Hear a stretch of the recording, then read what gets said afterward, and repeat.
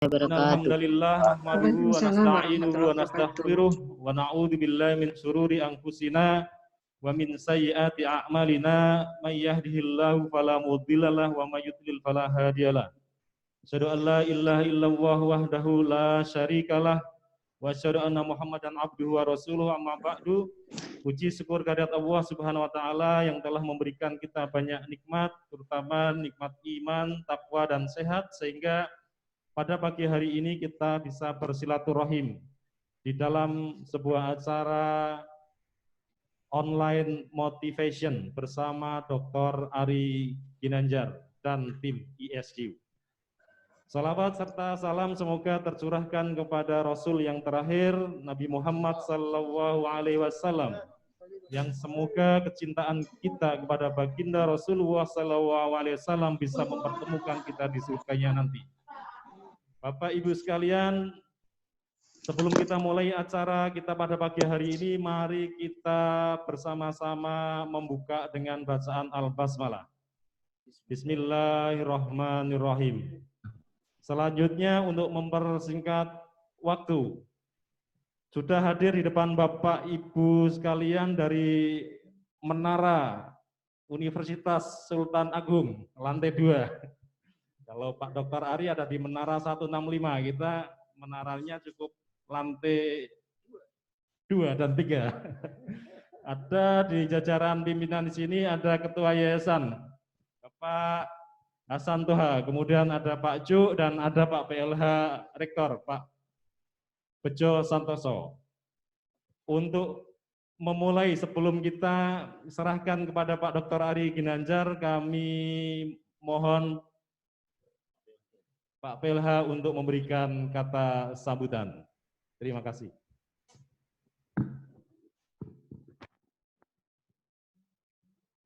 Bismillahirrahmanirrahim. Assalamualaikum warahmatullahi wabarakatuh. Waalaikumsalam. Waalaikumsalam warahmatullahi wabarakatuh. Alhamdulillah. Alhamdulillahilladzi hadana li hada wa ma kunna linahtadiya laula an hadana Allah. Allahumma sholli ala sayyidina Muhammad wa ala ali sayyidina Muhammad. Amma ba'du. Yang saya hormati distinguished guest kita yang istimewa pada pagi hari ini, Bapak Dr. Ari Ginanjar, dan jajarannya ada Ustadz Novel dan Ustadz Imam. Yang saya hormati, pada kesempatan kali ini luar biasa juga kita bisa didatangi Habib Hasan Toha selaku Ketua Umum Yayasan Badan Wakaf bersama kita. Kemudian yang saya hormati Pak Cuk dari Yayasan, dan Bapak Yayasan sudah ada di lantai 3 sebagai ada yang dari rumah untuk bergabung bersama kita. Yang saya hormati Pak Wakil Rektor 3, luar biasa persiapan beliau untuk arrange acara pada pagi hari ini. Yang saya hormati Bu Wakil Rektor 2 mungkin dari rumah, Bapak Ibu Dekan, dan Bapak Ibu Ketua Lembaga Unit Biro, Bapak Direktur Rumah Sakit Sultan Agung, Bapak Direktur RSIGM, kemudian lembaga-lembaga yang berada, lembaga pendidikan yang berada di bawah Yayasan Badan Wakaf Sultan Agung. Semua kita libatkan untuk dalam rangka acara leader komitmen. Nanti kami mohon kepada distinguished speaker kita, Pak Dr. Ari Ginanjar, untuk alignment visi misi kita yang sudah kita establish, kemudian values, strategi, proses, sistem, structure, supaya menghasilkan result yang optimal. Karena apa? Kita sudah bervisi menjadi organisasi yang bertakwa. Kita selalu diingatkan oleh Habib Hasan Toha Putra, setiap langkah napas kita itu harus diarahkan untuk menuju jalan takwa. Ini menjadi penting, mumpung kita bisa berkumpul bersama. Sebenarnya kami mohon 1 menit waktu, mumpung kita kumpul bersama ini, atas nama Rektorat memohon arahan Habib Hasan Toha untuk menyampaikan kata sepatah dua kata. Dari saya akhiri, terima kasih semuanya atas partisipasinya. Walafu minkum, mohon maaf kalau tidak ada keselesaan pada persiapan acara ini. Assalamualaikum warahmatullahi wabarakatuh. Waalaikumsalam warahmatullahi wabarakatuh. Terima kasih Pak PLH Rektor, Pak Bejo Santoso. Nah, ini memang saya sepakat dengan Pak PLH, sepertinya kalau makanan kurang sedap kalau tidak ada bumbunya. Nah, ini bumbu pembuka kita, sebagaimana tadi sudah diminta oleh Pak PLH Rektor, yaitu Habib Hasan Toha untuk memberikan kata pengantarnya. Kami persilahkan. Bismillahirrahmanirrahim. Assalamualaikum warahmatullahi wabarakatuh. Waalaikumsalam warahmatullahi wabarakatuh. Alhamdulillah rabbil alamin wassalatu wassalamu ala asyrafil anbiya wal mursalin sayyidina wa habibina Muhammadin wa ala alihi wa sahbihi ajma'in, amma ba'du. Rabbi shrah li sadri wa yassir li amri wa hlul 'uqdatam min lisani yafqahu qawli. Yang sama-sama kita hormati dan kita muliakan Bapak Dr. Ari Ginanjar, yang mudah-mudahan Allah Subhanahu wa taala memanjangkan umurnya untuk memperjuangkan nilai-nilai Islam di bumi yang sangat kita cintai ini. Dan juga alhamdulillah selain Bapak Dr. Ari Ginanjar, staf-staf beliau juga ikut mendampingi, dan alhamdulillah hari ini Pak Dr. Ari, kami dengan senang hati insya Allah akan dengan tim dari Unisula maupun di jajaran Yayasan Berwakaf Sultan Agung secara keseluruhan, mulai dari Digasmen, lalu Unisula, Rumah Sakit Islam Sultan Agung, juga Rumah Sakit Gigi Mulut Sultan Agung, dan juga yaitu seluruh pengurus Yayasan Berwakaf Sultan Agung. Insya Allah akan semuanya bergabung dan akan mendengarkan bagaimana arahan dari Bapak mengenai leader commitment. Pada kesempatan ini saya hanya akan menekankan kepada keluarga besar Yayasan Berwakaf Sultan Agung bahwa apa yang nanti akan diuraikan oleh Dr. Ali Ginanjar sebagai leader komitmen ini mudah-mudahan akan membekas kepada kita semuanya yang saat ini diberi amanah di Yayasan Berwakaf Sultan Agung, yang tidak lain kita semuanya adalah sebagai pengabdi Allah Subhanahu wa taala, yaitu sebagai pengabdinya yang berada di Yayasan Berwakaf Sultan Agung, karena kita sangat paham dan yakin hakikatnya bahwa Yayasan Berwakaf Sultan Agung itu haqqullah, maka kita adalah sebagai Abdullah, sebagai hambanya. Dan mudah-mudahan Bapak Dr. Ari nanti bisa menguraikan, memasukkan poin-poin mengenai pentingnya komitmen ini. Leader komitmen ini apa dan harus bagaimana, serta akan dibawa kemana nanti ini Yayasan Berwakaf Sultan Agung ke depan, yaitu untuk masa-masa yang sampai berakhirnya dunia yang kita sama-sama kita kali. Saya kira itu pengantar saya, dan saya sangat sudah menunggu rindu dengan uraian Pak Dr. Ari Ginanjar. Terima kasih Pak Ari. Terima kasih. Wassalamualaikum warahmatullahi wabarakatuh. Waalaikumsalam warahmatullahi wabarakatuh. Terima kasih Habib Hasan atas arahannya. Bapak Ibu yang dirahmati Allah, tiba saatnya nih giliran dari Pak Dr. Ari Ginanjar. Pak Dr. Ari Ginanjar perlu kami informasikan untuk partisipan di meeting ini ada 11 dekan dan pimpinan yayasan, alhamdulillah semua hadir online. Kemudian dekan yang sudah bergabung ada hampir seluruh dekan ya, dari FTI, FIK, FH, ya FH kebetulan tabrakan dengan acara yang lain, ada FK dan lain sebagainya, tidak bisa saya sebut satu-satu. Kami mohon sharing ilmunya kepada Pak Dr. Ari Ginanjar dan teman-teman. Kami persilahkan. Oh ya, ada juga yang bergabung di Zoom meeting ini Direktur Rumah Sakit Islam Sultan Agung yang paling ganteng. Ada jajaran dari Digasmen, SMA 1, SMA 2, dan SMA 3. Dan SMP 1, SD di bawah Yayasan Badan Wakaf Sultan Agung. peserta yang sudah join di sini ada 123 peserta. Kami persilahkan Pak Ari. Terima kasih. Baik, terima kasih Pak Moderator. Assalamualaikum warahmatullahi wabarakatuh. Waalaikumsalam warahmatullahi wabarakatuh. Alhamdulillahirabbil alamin wa bihi nasta'inu ala umrid dunya waddin wassalatu wassalamu ala Muhammadin wa ala alihi wa sahbihi ajmain amma ba'du. Mari sama-sama kita baca basmalah, semoga Allah karunia rahmat dan barokah. Bismillahirrahmanirrahim. Bismillahirrahmanirrahim. Yang saya muliakan guru kita bersama, Ketua Umum Pengurus Yayasan Habib Hasan Toha Putra. Terima kasih atas berkenannya, terhormat saya merasa di tempat yang mulia ini. Juga yang saya hormati pimpinan dari Unisula, PLH, Rektor, Bapak Dr. Andes Haji Bejo Santoso. Assalamualaikum warahmatullahi wabarakatuh, Pak. Terima kasih atas undangannya. Juga tentu saja tidak lupa para wakil rektor yang saya hormati, yang tidak saya sebutkan satu persatu.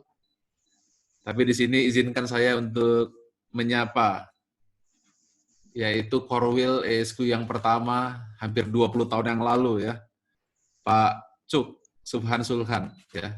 Ya, beliau orang yang berjasa di ESQ di wilayah Jawa Tengah.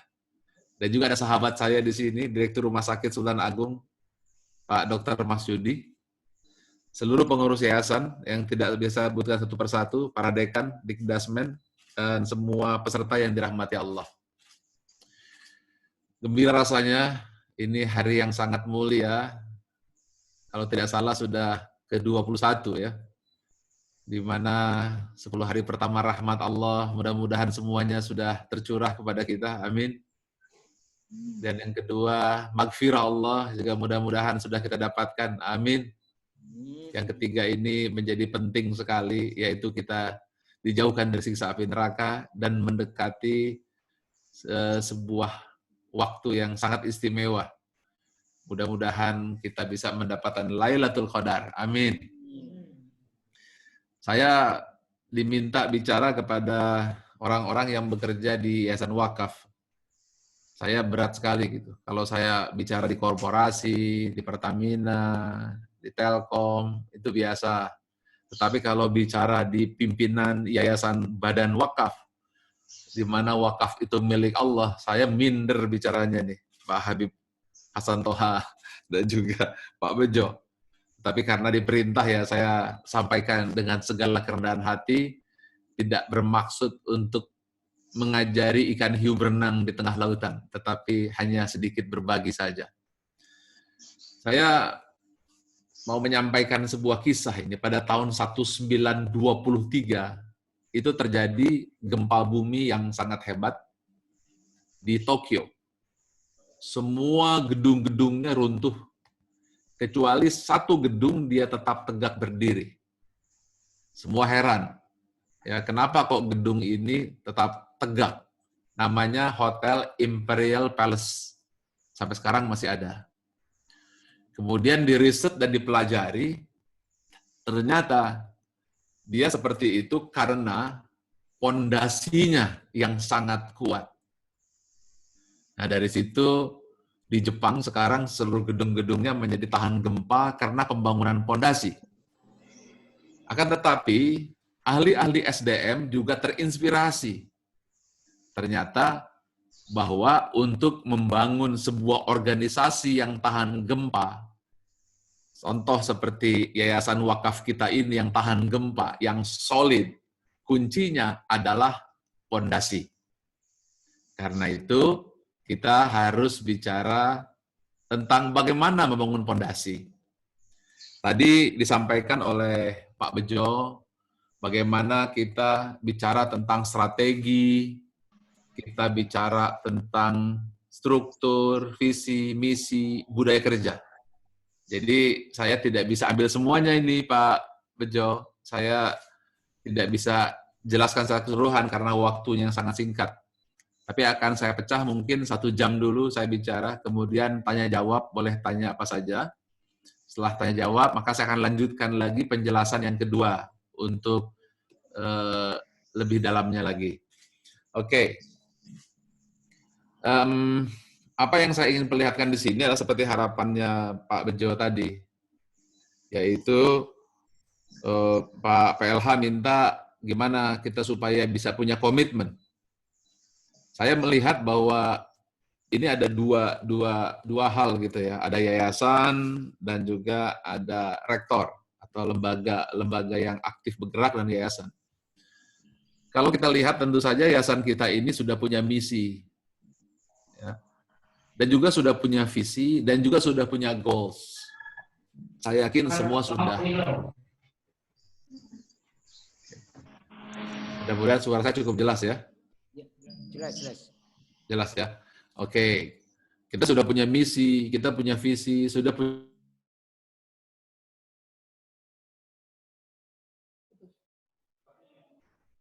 strategi sistem. Tapi kekuatan kita sesungguhnya terletak di sisi sebelah kanan, yaitu culture, yaitu budaya kerja.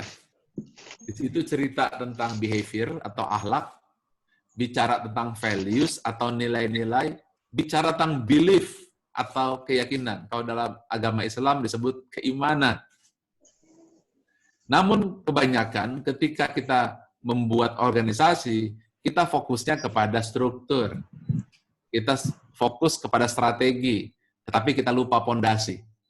Padahal pondasi ini adalah faktor penentu 80% kekuatan dari organisasi kita atau yayasan kita. Saya kira hari ini saya bicara tentang pondasi ini. Nah, sehingga yang tengah ini katakanlah misalnya kalau di kampus otomatis yang tengah itu adalah ya PLH rektor, seorang leader, dan juga wakil rektor, serta ya pimpinan-pimpinan lain, itu yang tengah. Kalau kita lihat, maka sesungguhnya yang tengah ini, dia harus punya kemampuan pertama yang sebelah kiri, yaitu strategi, yang sebelah kanan, itu adalah budaya kerja. Sesungguhnya ini saya terinspirasi, yang kiri itu syariat, yang kanan itu akidah, begitu. Tetapi kalau di dalam bahasa kerennya, yang kiri ini struktur, sistem, dan strategi. Kalau dalam bahasa agamanya syariat, aturan-aturan main, fikih. Sedangkan yang sebelah kanan ini adalah budaya kerja atau culture. Tetapi kebanyakan kesalahan kita ketika kita mulai membangun organisasi, kita fokusnya ke sebelah kiri. Kita lupa membangun fondasi, akibatnya banyak goncangan-goncangan, banyak permasalahan. Saya yakin kalau semuanya ditanya ini, ya kalau saya tanya ini, Anda boleh angkat tangan kalau Anda setuju. Siapa di antara Anda bahwa sesungguhnya masalah yang lebih dihadapi, lebih banyak masalah teknis, atau lebih banyak masalah manusia? Siapa yang menganggap bahwa masalah manusia itu lebih besar? Angkat tangan. Siapa yang 95% ini masalah manusia? Angkat tangan. Jadi sesungguhnya masalah teknis itu adalah berapa persen? 5%? 10%? Tetapi kenyataannya kalau kita rapat, kita diskusi, itu kita adakan pertemuan, lebih banyak bicara resmi tentang budaya kerja, atau lebih banyak fokus tentang strategi dan anggaran? Mana lebih banyak kita bicarakan? Strategi dan anggaran. Yang mana Pak Hairul Anwar? Betul? Artinya, benar sebenarnya, itu saya tidak berani inilah ya menjelaskan lebih dalam. Habib Hasan Toha lebih paham ayatnya. Auzubillahi minasyaitonirrajim, bismillahirrahmanirrahim. Innallaha la yughayyiru ma biqaumin hatta yughayyiru ma bi anfusihim.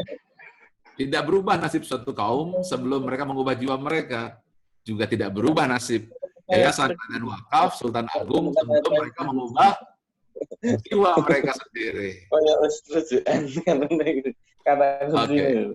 Nah, sekarang balik lagi ke skema ini. Nah, coba skema ini perhatikan baik-baik. Nah, kalau mau difoto juga boleh ini skema ini, supaya mengerti cara supaya bisa bertahan 100 tahun.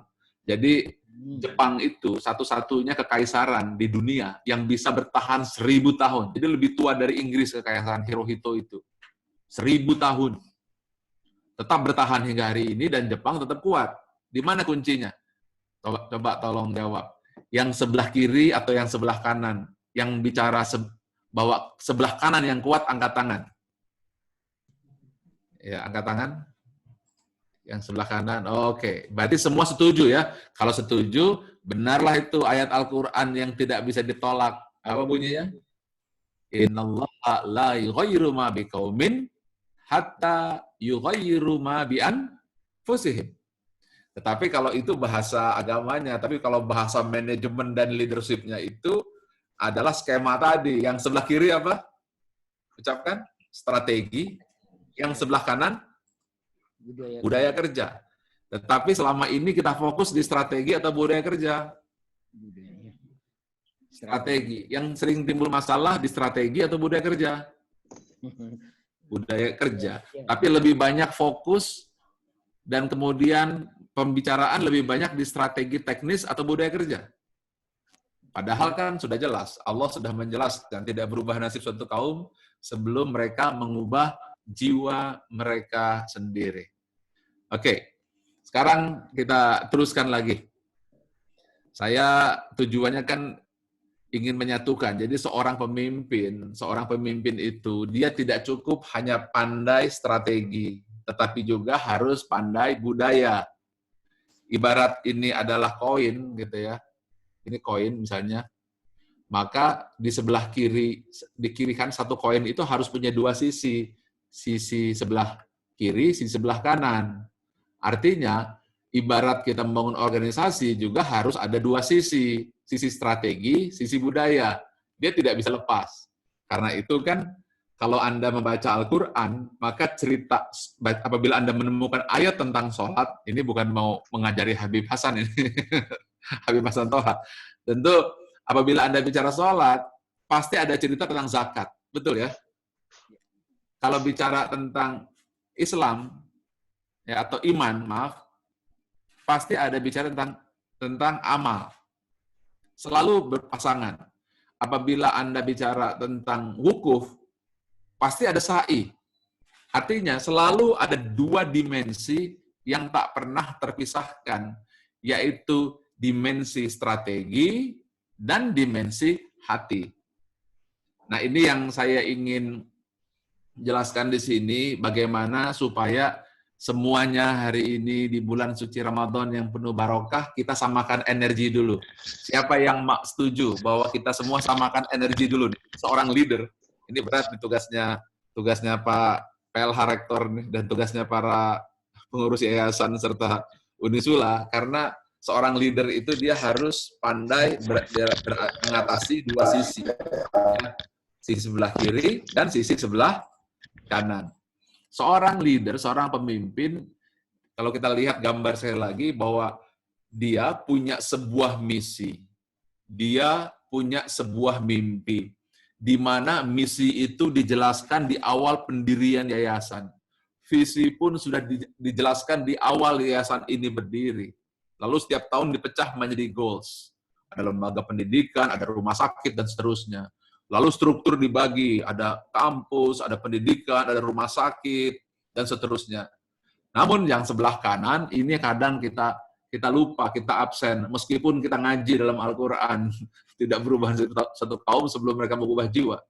Jadi artinya seorang pemimpin itu harus mampu mengatasi sisi kiri dan sisi kanan, supaya pelaksanaannya bisa bagus, sehingga performance-nya bisa bagus, ya, menjalankan misi visi.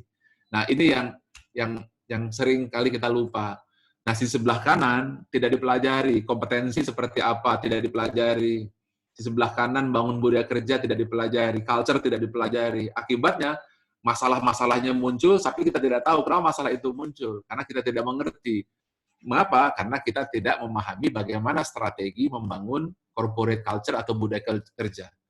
Kalau supaya yayasan ini bisa bertahan 100 tahun, ya 1000 tahun, maka tidak bisa lepas, tidak bisa tidak, maka kuncinya adalah harus bisa memahami bagaimana cara membangun budaya kerja.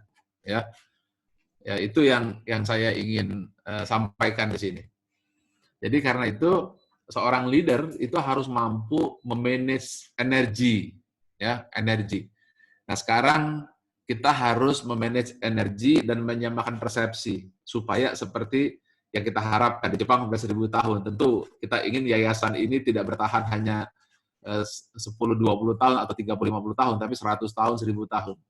Jadi ada seorang ahli researcher, dia melakukan sebuah riset namanya Ari de Geus. Jadi Ari de Geus itu melakukan sebuah riset namanya The Living Company. Jadi perusahaan yang hidup berumur panjang, organisasi yang berumur panjang. Apa jawabannya? Satu kata. Ada yang bisa jawab apa satu kata? Ada yang bisa jawab? Satu kata? Culture. Budaya. Itu Pak Khairul Anwar, budaya. Itu riset besar-besaran pada tahun 1980, tapi sudah dijelaskan oleh Baginda Muhammad SAW yang berbasiskan kepada Al-Quran. Ayatnya apa? Saya ulang lagi. Innallaha la yughayyiru ma biqaumin hatta yughayyiru ma bi anfusihim. Kita ini kebanyakan ngaji tapi tidak diaplikasikan. Satu ayat saja diaplikasikan, Jepang bisa bertahan 1000 tahun. Ya, lembaga-lembaga itu bisa bertahan 100 tahun. Nah, itu kuncinya. Oke, sekarang saya mau periksa wajah Anda satu persatu. Ya, saya mau ngeliat energinya sudah sama atau berbeda nih semuanya nih. Energi yayasan sama energi rektorat, energinya dekan. Saya ingin lihat wajah Anda. Kalau energi berbeda, maka kita akan punya masalah nih. Oke. Ya, manusia itu kan punya energi. Jadi ketika kita berpuasa, tujuannya apa sih sebenarnya? Untuk melepaskan energi murni kebaikan. Energi murni kebaikan apa itu? Fitrah. Ya. Energi fitrah yang Allah tiupkan. Yang tadinya kan energinya kecampur-campur.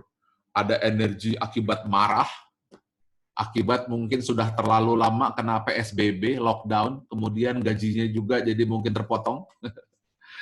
Ada yang kesal karena tidak bisa lagi mengajar jarak jauh, dosen-dosennya juga frustrasi, mahasiswa juga stres, rumah sakit juga menjadi sibuk, kesel, dan sebagainya. Itu juga ada melahirkan energi.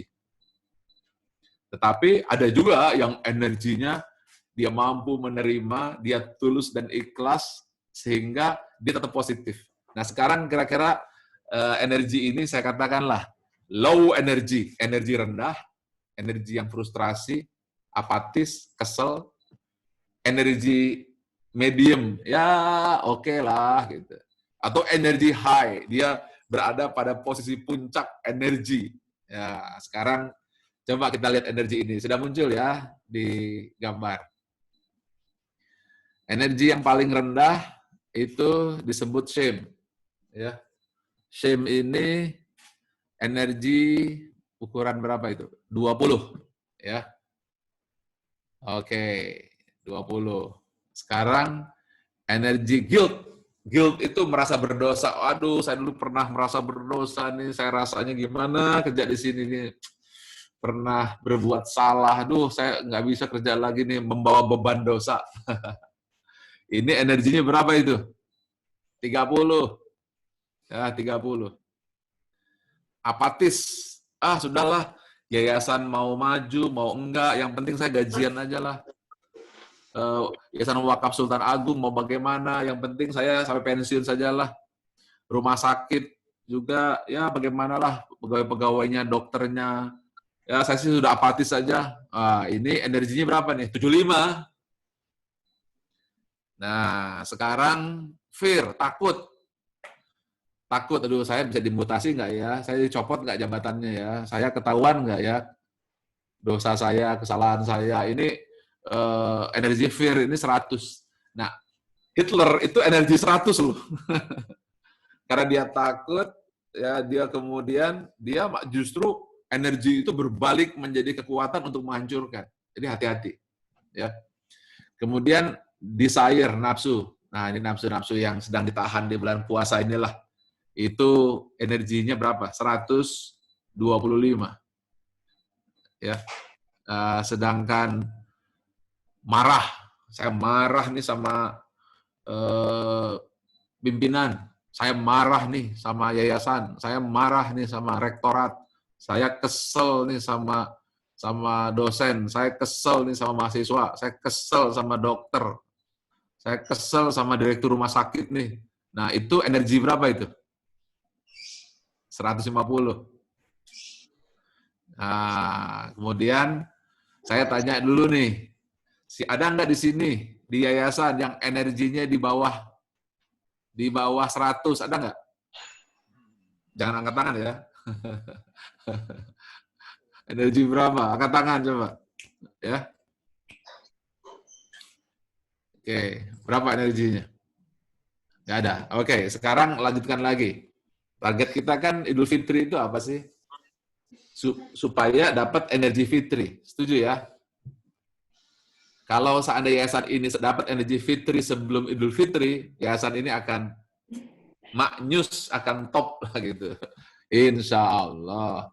Oke, sekarang kalau Anda sudah pride, saya bangga ini, saya bangga bekerja di Yayasan Badan Wakaf Sultan Agung. Wah, saya bangga bekerja di Unisula. Wah, saya bangga rasanya bekerja di Rumah Sakit Sultan Agung, seperti Dr. Mas Yudi. Itu ketika dia merasa bangga, ya dia saat itu 175 energinya. Jadi manusia juga punya energi, tapi ada energi negatif, ada energi positif. Kalau sudah merasa bangga dengan kampusnya itu atau rumah sakitnya atau lembaga pendidikannya itu sudah 175. Tapi kalau sudah courage, oke, saya berani, saya siap untuk menerima tanggung jawab, saya siap untuk memajukan. Saya sama-sama belajar di sini. Oh, ini sudah 200. Kalau netral itu 250. Netral itu ini tengah-tengah. Ya saya sih sudah siap lah, pokoknya saya ikhlas nerimo. Ya nengono ya ngono, nek ojo ngono. Ya wis, aku sih ora opo-opo, ora opo-opo. Nah, ini sudah 250. Jadi termasuk high energy itu ketika kita mengucapkan rapopo. Yaitu neutrality. Tetapi tentu kita tidak berharap seperti itu ya. Kalau saya tanya ke Pak PLH Rektor, Pak PLH, Pak Bejo ingin energi di Unisula di level berapa? Kalau Pak Bejo jawab dulu. Love. Berapa? Love. High energy ya. Sekarang ini coba Wakil Rektor 3 nih, Pak Muhammad Komarudin. Anda ingin mahasiswa Anda, terus kemudian dosen-dosen Anda, dekan-dekan Anda berada di level energi berapa? Love. Minimal, maksimalnya ya sampai yang tertinggi. Tapi oke, ya, baik. Tepuk tangan dulu ya, tepuk tangan dulu, bagus. Oke, sekarang lanjut ya. Apabila Anda sudah punya willingness tuh, wah, sudah seperti mulai tuh, sudah willingness tuh keinginan untuk memajukan yayasan, ya. Keinginan untuk memajukan rumah sakit, keinginan untuk memajukan lembaga pendidikan. Nah, ini sudah 310 energinya. Ya. Dan kemudian kalau sudah 350 itu dia sudah punya willingness, dia netral gitu ya. Dia punya keberanian, tapi siap dipindahkan, dimutasi di posisi jabatan apapun, dia tidak pernah komplain. Gaji berapapun, posisi apapun, dia tetap high energy. Nah, kalau 400 itu Anda sudah merasa bahwa saya sudah punya alasan kuat. Nah, ini sudah energinya sendiko dawuh gitu kan, sendiko dawuh itu saya sudah katakan saya sudah bisa menerima, saya punya alasan, reason, yang membuat dia menerima keadaan apapun. Itu 400. Dahsyat itu. Ya tepuk tangan dulu. Mudah-mudahan yayasan sudah ada semua di situ. Ya. Nah, kalau sudah 500 energinya, maka kita merasa saya cinta sekali dengan yayasan. Saya cinta dengan Unisula. Saya cinta dengan PLH. Saya cinta dengan ketua yayasan. Saya cinta dengan semuanya. Dan saya senantiasa memberikan kebaikan, mengasihi, menyayangi. Itu sudah berapa? 500. Dahsyat ya, saya kalau mau ngajar ini mau nangis melulu saya nih. Ini kan ditemukan oleh Dr. Hawkins, ya. Tetapi kan sudah dijelaskan di dalam Al-Quran dan Nabi sudah menjelaskan, mulailah dengan ucapan Bismillah. Berarti mulailah dengan energi berapa? Pak Herul Anwar, coba baca. Energi berapa? Ucapan Bismillahirrahmanirrahim, energi berapa? Coba lihat gambarnya. 500.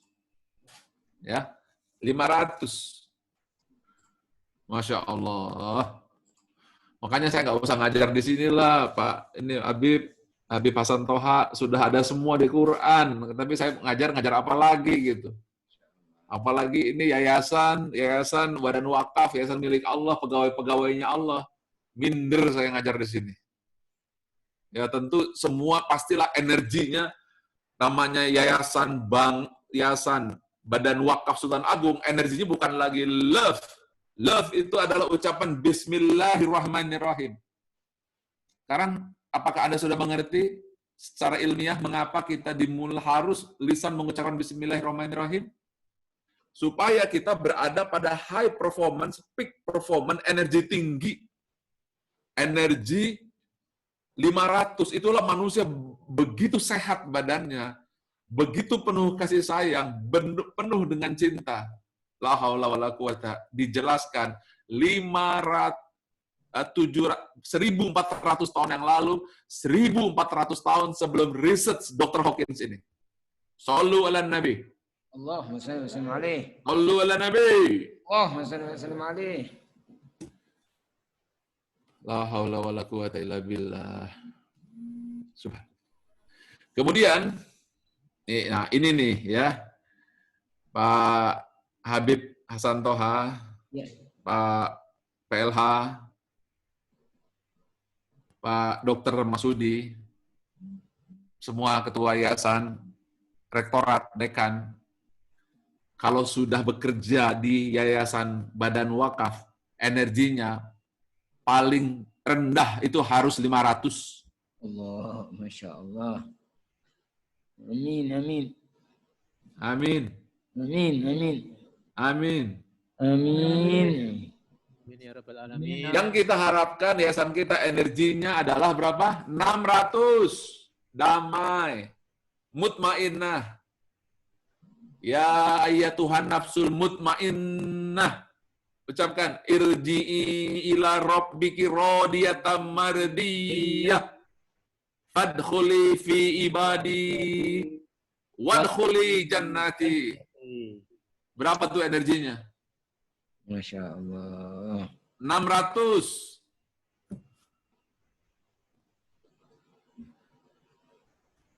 Anda bisa bayangkan kalau Anda ketemu Nabi energinya berapa?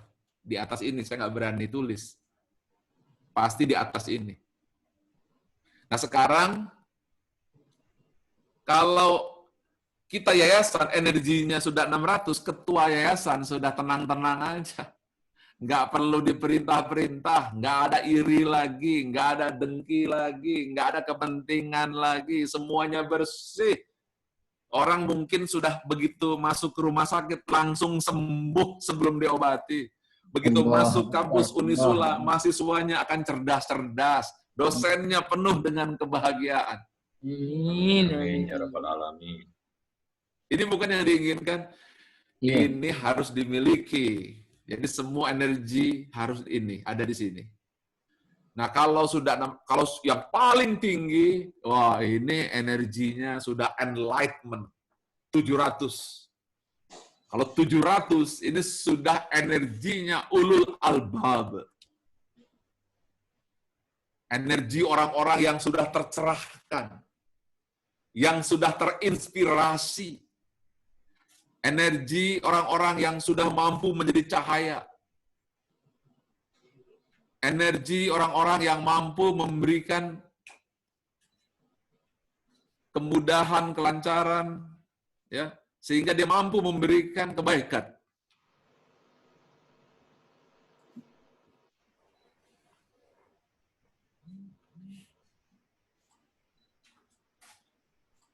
Ya, mudah-mudahan kita berada pada energi tersebut itu. Amin. Ya, mudah-mudahan Anda berada pada energi di level itu. Nah, energi ulul albab ini sesungguhnya ada di dalam Al-Quran, yaitu surat Ali Imran ayat 190, ayat 191. Ya, yaitu dia yang sudah mampu mendapatkan energi yang luar biasa. Ini tidak mudah dapat energi ini, tapi seharusnya semua pimpinan yayasan Badan Wakaf Sultan Agung, semua rektor-rektor, semua rektornya, rektoratnya, dekannya, semua harus berada pada energi ini. Sehingga dia menjadi cahaya Jawa Tengah gitu. Amin. Menjadi sinarnya Jawa Tengah. Amin. Menjadi nurun ala nur, cahaya di atas cahaya. Masya Allah.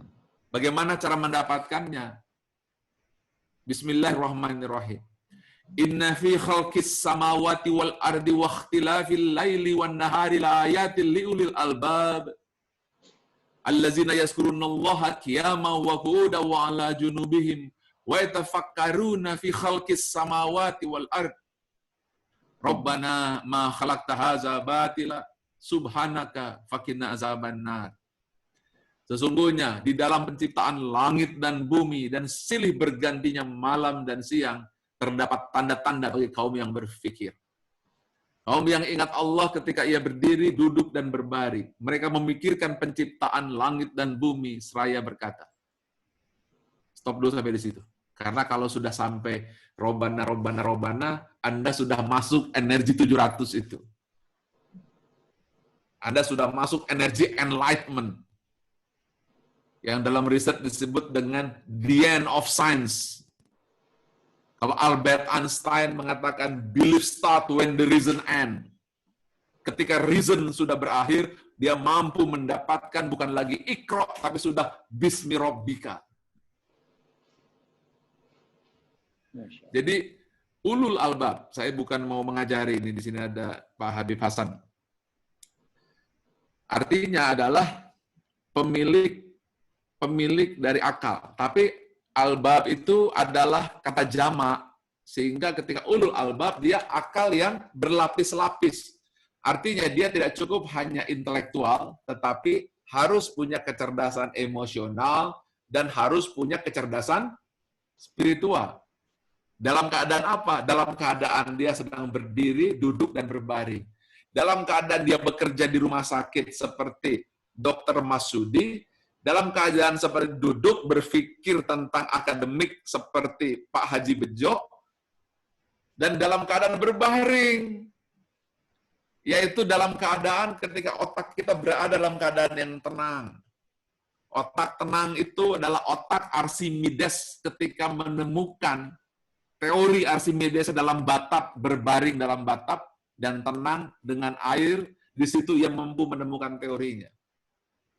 Otak yang tenang adalah otaknya Isaac Newton ketika dia berada di bawah pohon apel, lalu buah apel jatuh, tung, dan dia menemukan teori, yaitu teori gravitasinya. Saya tidak berani menyambungkan lagi bahwa itulah keadaan otak Umi. Otak Umi adalah otak yang polos, otak yang bersih, otak gelombang high energy. Jadi Umi itu bukannya bodoh, tapi gelombang otak berada pada posisi terbaik untuk menerima hidayah-hidayah Allah. Untuk mendapatkan berbagai kebaikan, terkoneksi dengan Allah Azza wa Jalla.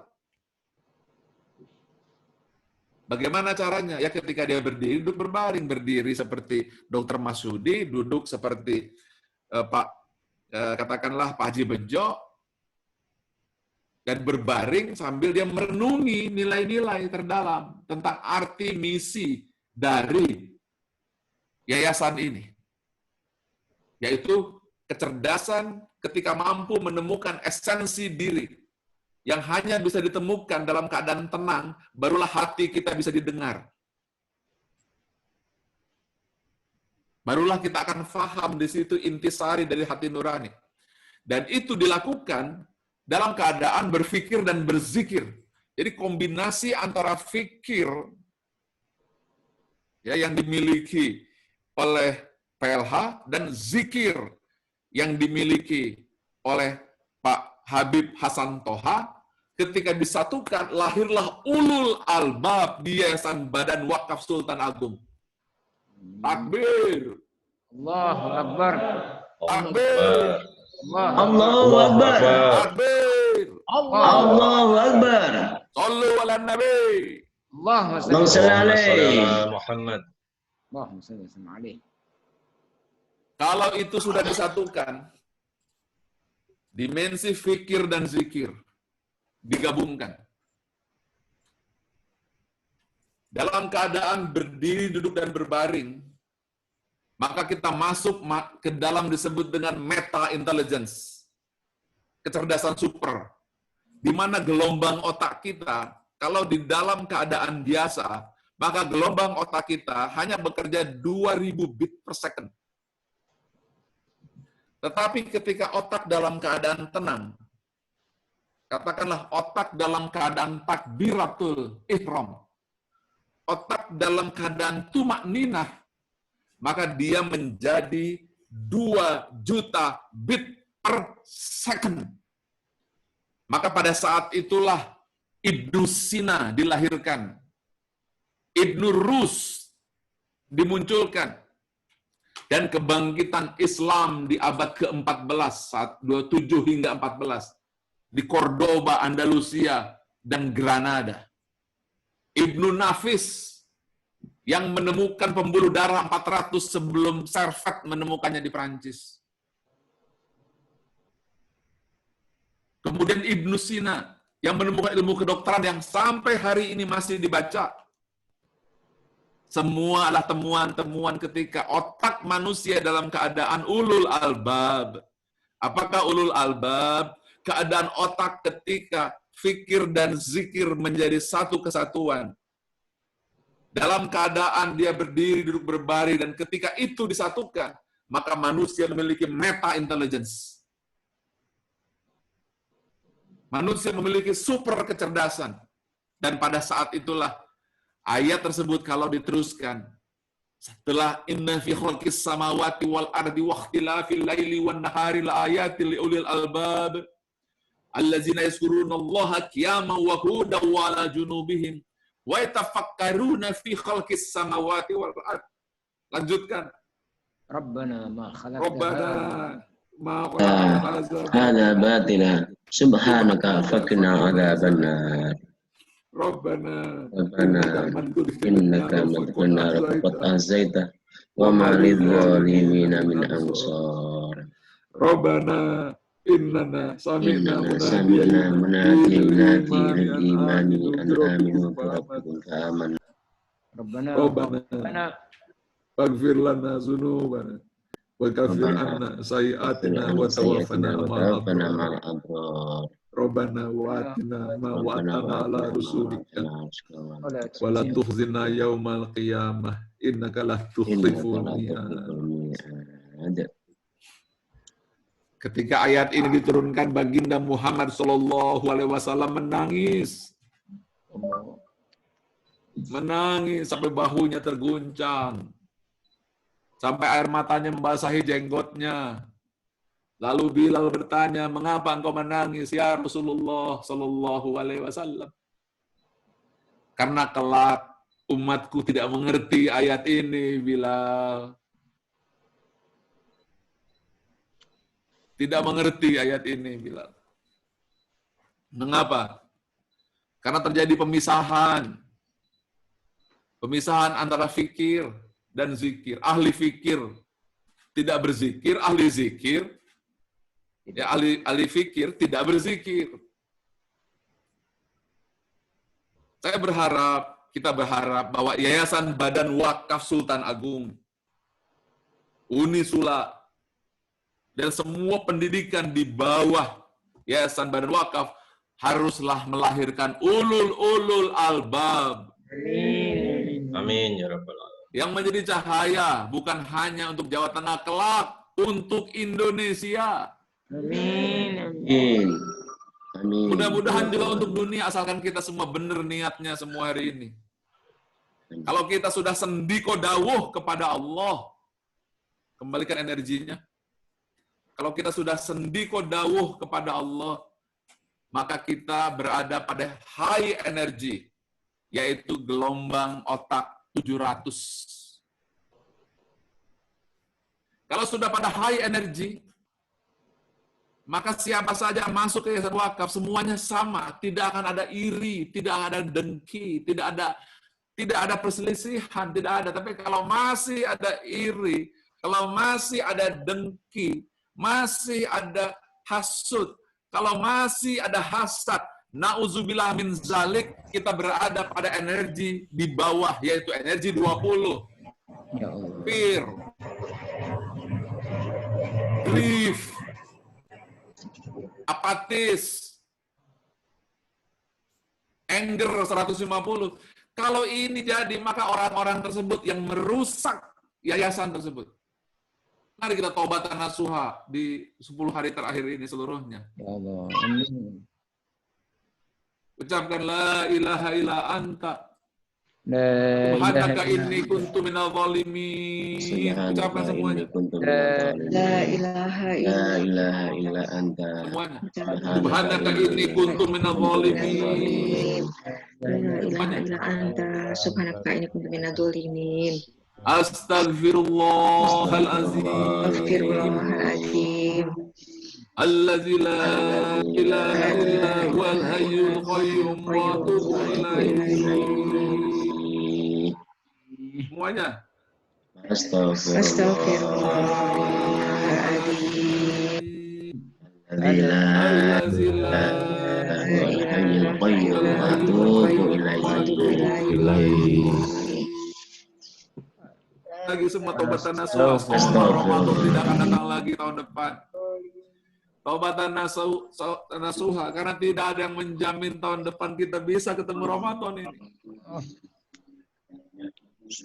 Siapa yang bisa menjamin bahwa Anda masih hidup tahun depan? Siapa yang bisa menjamin bahwa kita masih bisa menikmati Ramadan ini? Ya Allah. Mari semuanya, kita semua, kita jadikan momentum ini menjadi momentum terbaik dalam hidup kita. Amin. 10 hari terakhir, semuanya taubatan nasuha. Semua Yayasan Badan Wakaf Sultan Agung. Semua pimpinan Unisula, baik rektor, wakil rektor, PLH, dekan, dosen, mahasiswa, seluruhnya, Dikdasmen.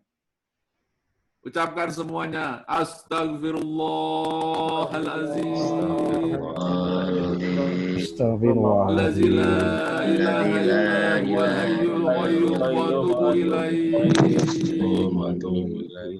Astagfirullahalazim. Alladzi la ilaha illa huwal hayyul qayyum wa atubu ilaihi. Anda sekarang sudah memindahkan energi Anda. Dari low energy, Anda sudah menerima. Berarti Anda naik energi Anda. Anda telah menaikkan energi Anda menjadi 350. Sekarang saya ingin naikkan energi Anda hingga naik sampai ke level 500, sampai level 600 sampai 700. Ucapannya. Subhanallah, walhamdulillah, semuanya. Wala ilaha illallah, Allahu akbar.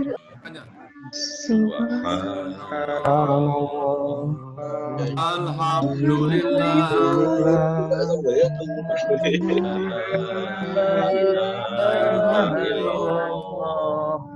Allahu Akbar. Seluruhnya.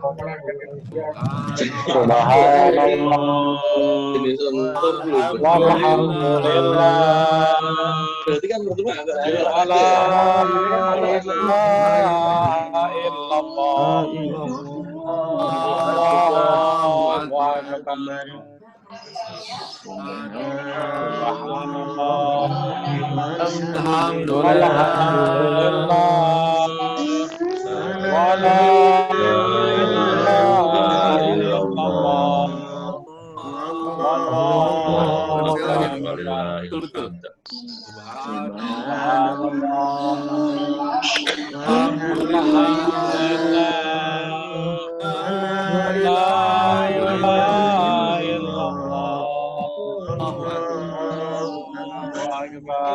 Lanjutkan, saya ingin Anda bersalawat.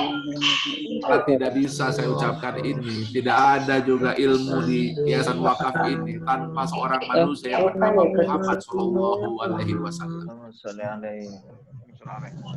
Sallallahu ala Muhammad. Semuanya.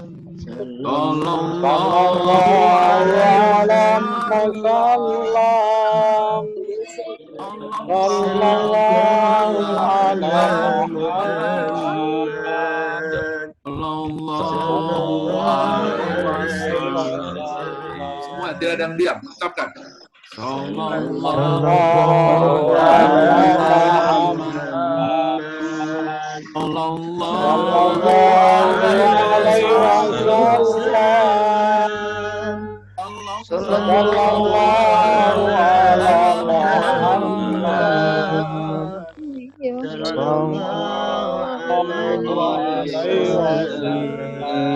paling indah, yang paling tulus untuk Nabi. Selawat kepada Nabi supaya Allah tempatkan Nabi di tempat yang paling mulia. Apabila sudah mulia, lebih mulia lagi. Sallallahu ala Muhammad. Sallallahu alaihi wasallam. Sallallahu ala Muhammad. Sallallahu alaihi wasallam. Salat dulu.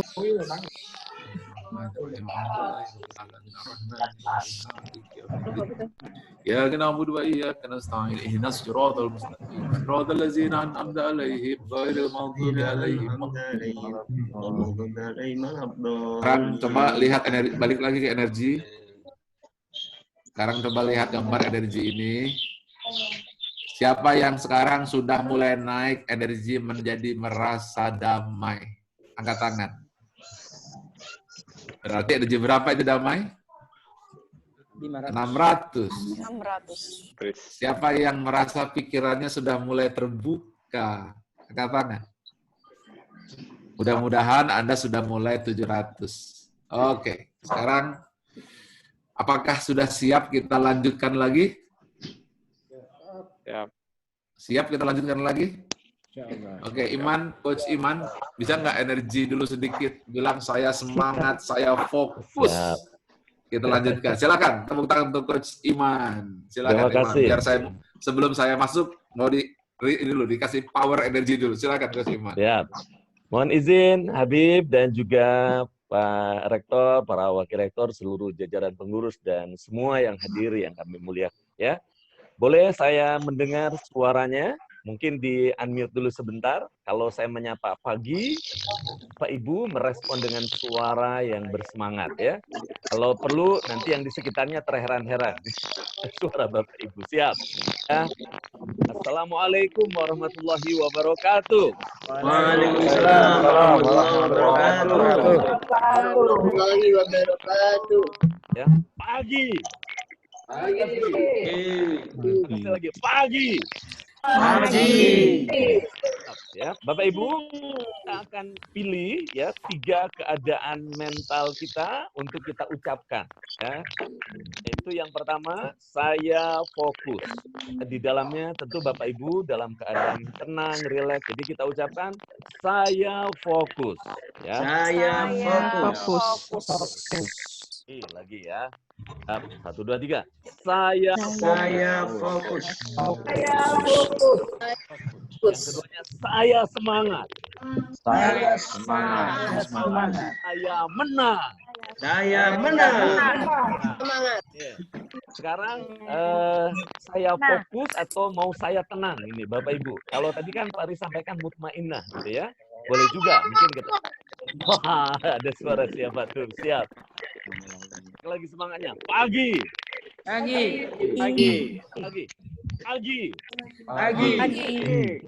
siap ya. Ulangi sama-sama. Kita ganti sekarang saya tenang ya. Ucapkan semuanya. Berarti kalau tenang ke sini ya. Siap, Le. Ucapkan. Saya tenang. Saya tenang. Saya semangat. Saya semangat. Kita menang.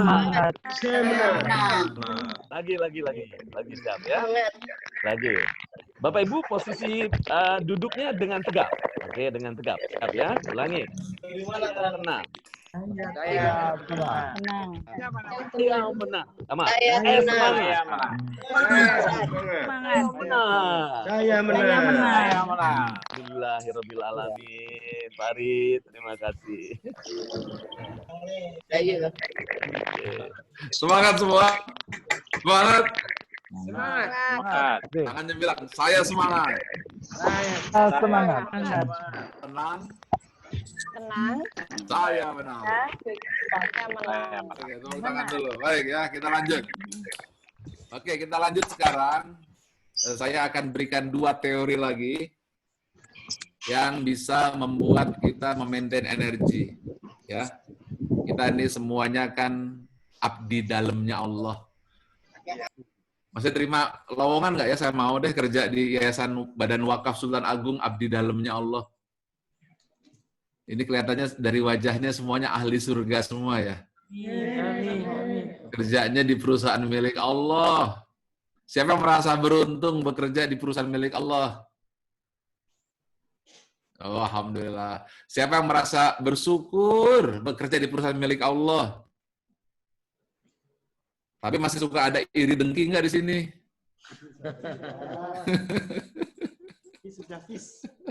Nggak boleh ya. Kalau Anda bekerja di Pertamina, Telkom, di kampus-kampus lain, boleh iri, boleh dengki, ya boleh ada kepentingan. Kalau di sini dilarang keras karena Anda sudah abdi dalamnya Allah. Sendiko dawuh kepada Allah, namanya Yayasan Badan Wakaf Sultan Agung. Karena wakaf itu milik siapa? Allah. Harta milik Allah. Jadi sekarang siapa yang ahli surga? Angkat tangan. Gak berani angkat tangan ya, takut ya, banyak dosa ya. Oke ya, saya harap ini meskipun 2 jam setelah ini kita berubah. Siapa yang mau niat berubah, energinya akan selalu minimum 500. Nanti kalau perlu saya pasang alat nanti di Yayasan Wakaf supaya ketahuan ini yang energi rendah nih saya tangkap nanti. Siapa yang mau high energy terus? Oke, sekarang saya kasih ilmunya. Kalau tadi kan sudah mengerti ilmunya, ya, itu dengan zikir. Sekarang saya ingin tanya nih sama panjenengan semua, motivasi panjenengan bekerja di Yayasan Badan Wakaf Sultan Agung opo? Ibadah kepada Allah. Ya, Pak Hendar opo? Ibadah kepada Allah. Oke, Pak Hadi Sarosa opo?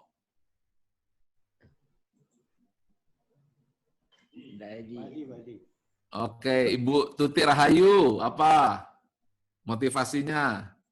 Beribadah kepada Allah. Mbak Jenny, Putri. Ibadah kepada Allah. Oke, padahal saya bisa ngeliat dari wajahnya kok beneran niatannya.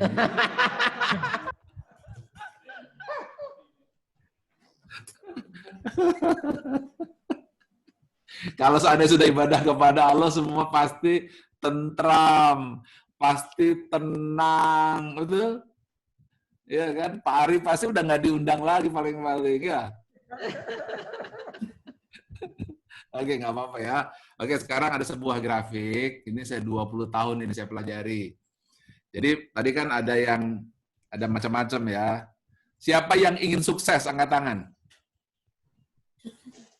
Kriteria sukses menurut Pak Iwan apa? Pak Iwan Ardian. Sukses itu satu kondisi di mana seseorang sudah bisa merasakan bahwa semua yang dia inginkan, semua yang dia tuju sudah tercapai, dan semata-mata inna sholati wa nusuki wa mahyaya wa mamati lillahi rabbil alamin. Oke, bagus. Pak Hairul Anwar. Kriteria sukses menurut Pak Hairul Anwar apa? Sukses tadi itu ketika kita bisa sampai kepada keinginan kita, apapun yang kita lakukan termasuk bekerja, itu adalah dalam rangka mencari ridho Allah. Oke, sekarang sambung. Pak Dedi Rusdi, sukses itu apa?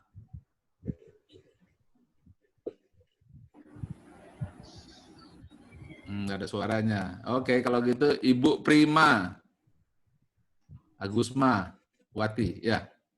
Bahagia itu apa? Oke, Ibu Siti Sumiati, bahagia itu opo? Bahagia itu adalah kalau kita bisa dekat dengan Allah. Sukses itu Jawabannya jawaban textbook semua nih, gambar contekan semua jawabannya nih. Oke, baik ya. Sekarang manusia itu dorongannya ini ada tujuh hal ya.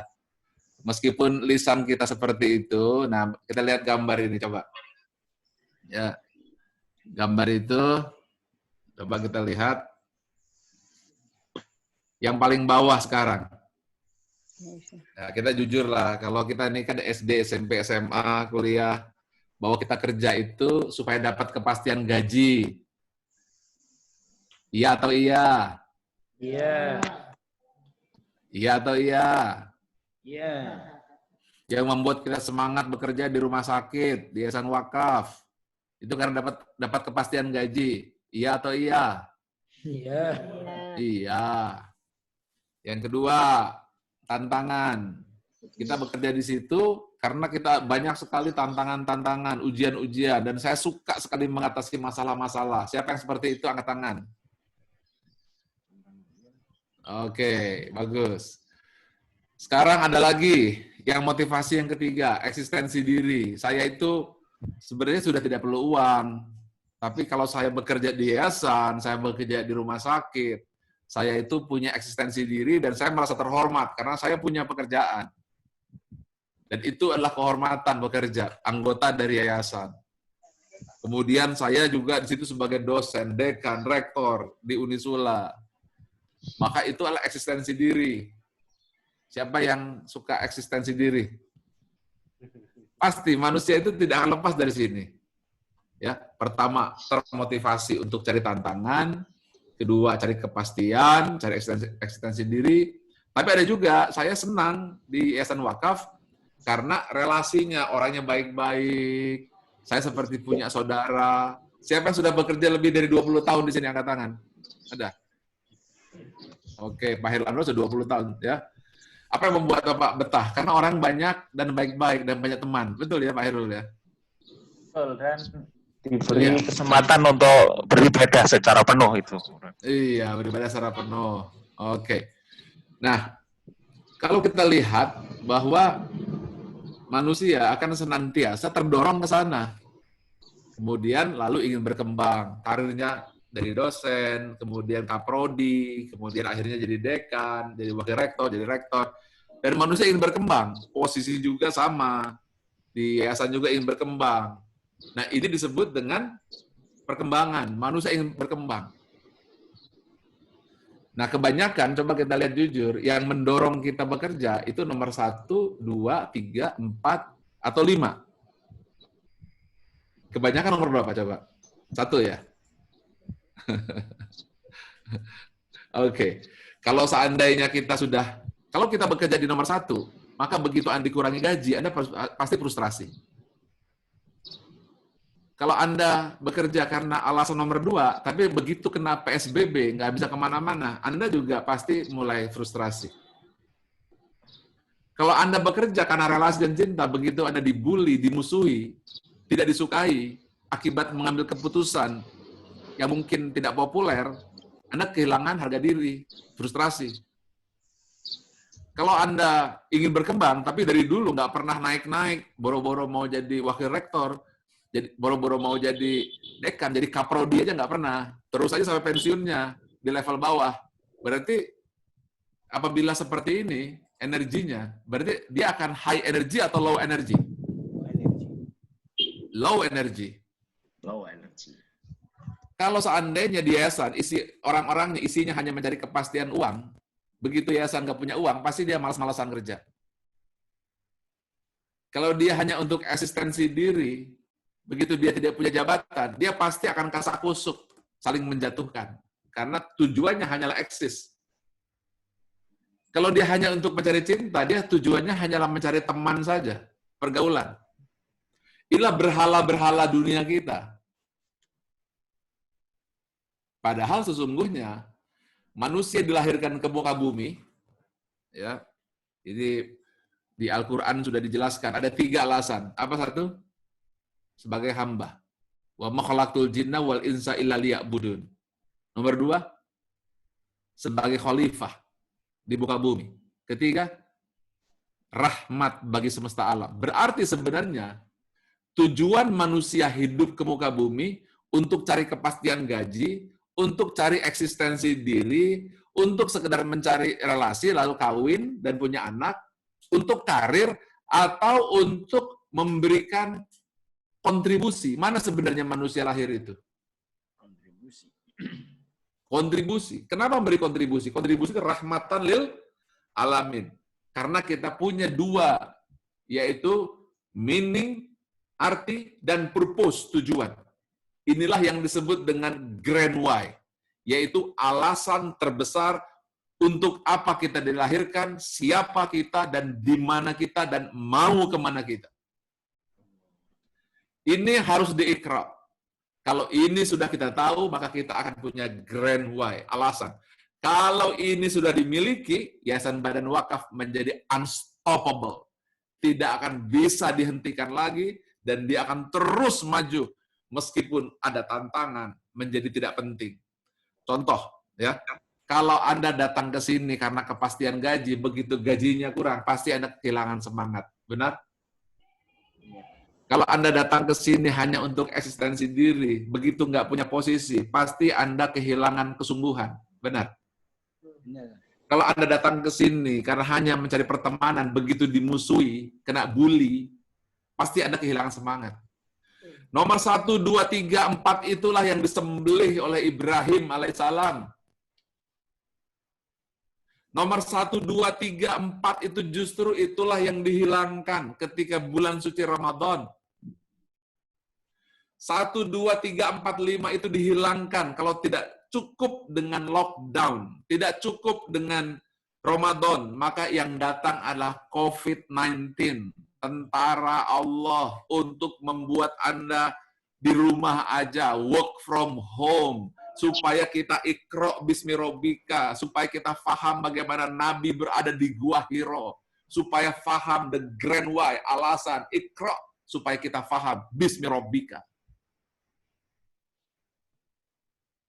Kalau kita sudah hidup di sana, di grand why, maka kita akan faham 3 kalimat, 3 ayat yang sangat mendasar.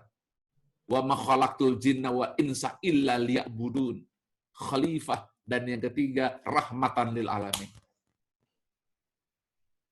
Ini alasan hidup kita, tapi kebanyakan kita masuk ke yayasan karena ingin kepastian gaji. Yayasan cuma dicawe-cawe. Masuk ke yayasan cuma karena eksistensi diri. Ingin posisi, akibatnya berkelahi sesama hamba-hamba Allah di tempat kantor miliknya Allah. Kalau orientasinya hanya relasi, akhirnya grup-grupan, kelompok A, kelompok B, kampus dari kampus lulusan ini bersatu dengan ini, ya, di daerah orang daerah sini Brebes bersatunya dengan Brebes.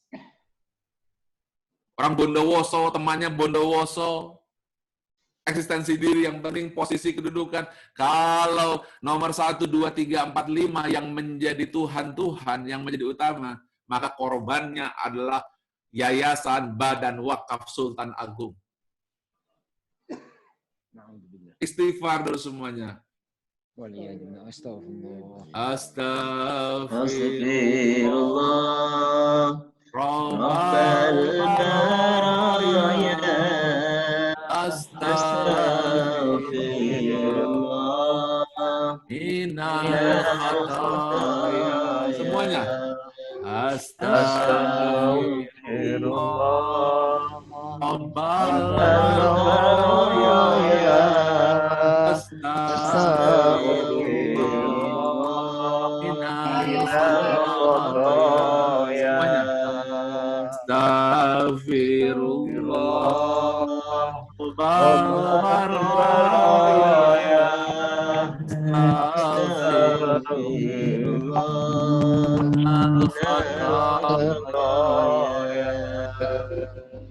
Astagfirullahaladzim, la ilaha illa huwal hayyul qayyum. Sekarang kita kembalikan lagi kepada grafik tadi. Kebanyakan kita diajarkan di sekolah SD, SMP, SMA, sampai universitas, kita berangkat dari bawah ke atas atau dari atas ke bawah? Bawah ke atas. Bagus, tolong jujur ya. Sak jujur-jujurnya, ini bulan suci Ramadan, jangan bohong, nanti batal. Jujur ya, kita diajari dari SD, SMP, SMA, kita berangkat dari bawah ke atas atau dari atas ke bawah?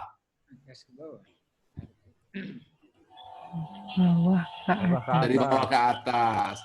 Gus, nanti kalau sudah lulus jadi dokter ya Gus, kenapa pasiennya banyak, duitnya banyak? Betul. Gus, nanti kalau sudah selesai kuliah kerja di bank ya Gus, duitnya banyak. Ya. Tidak riba, Pak. Syariah. Ya, Gus, nanti jadi pegawai negeri ya Gus, karena terhormat. Itu eksistensi diri. Betul. Jadi pedagang duitnya banyak, kepastian. Gus, mangan rak mangan, sim penting kumpul, nomor 4. Betul.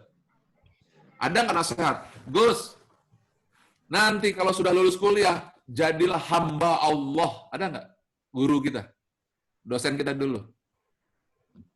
Dosen ada, Pak. Ya. Kalau dosen ada Pak Yasin Asari dulu, Pak.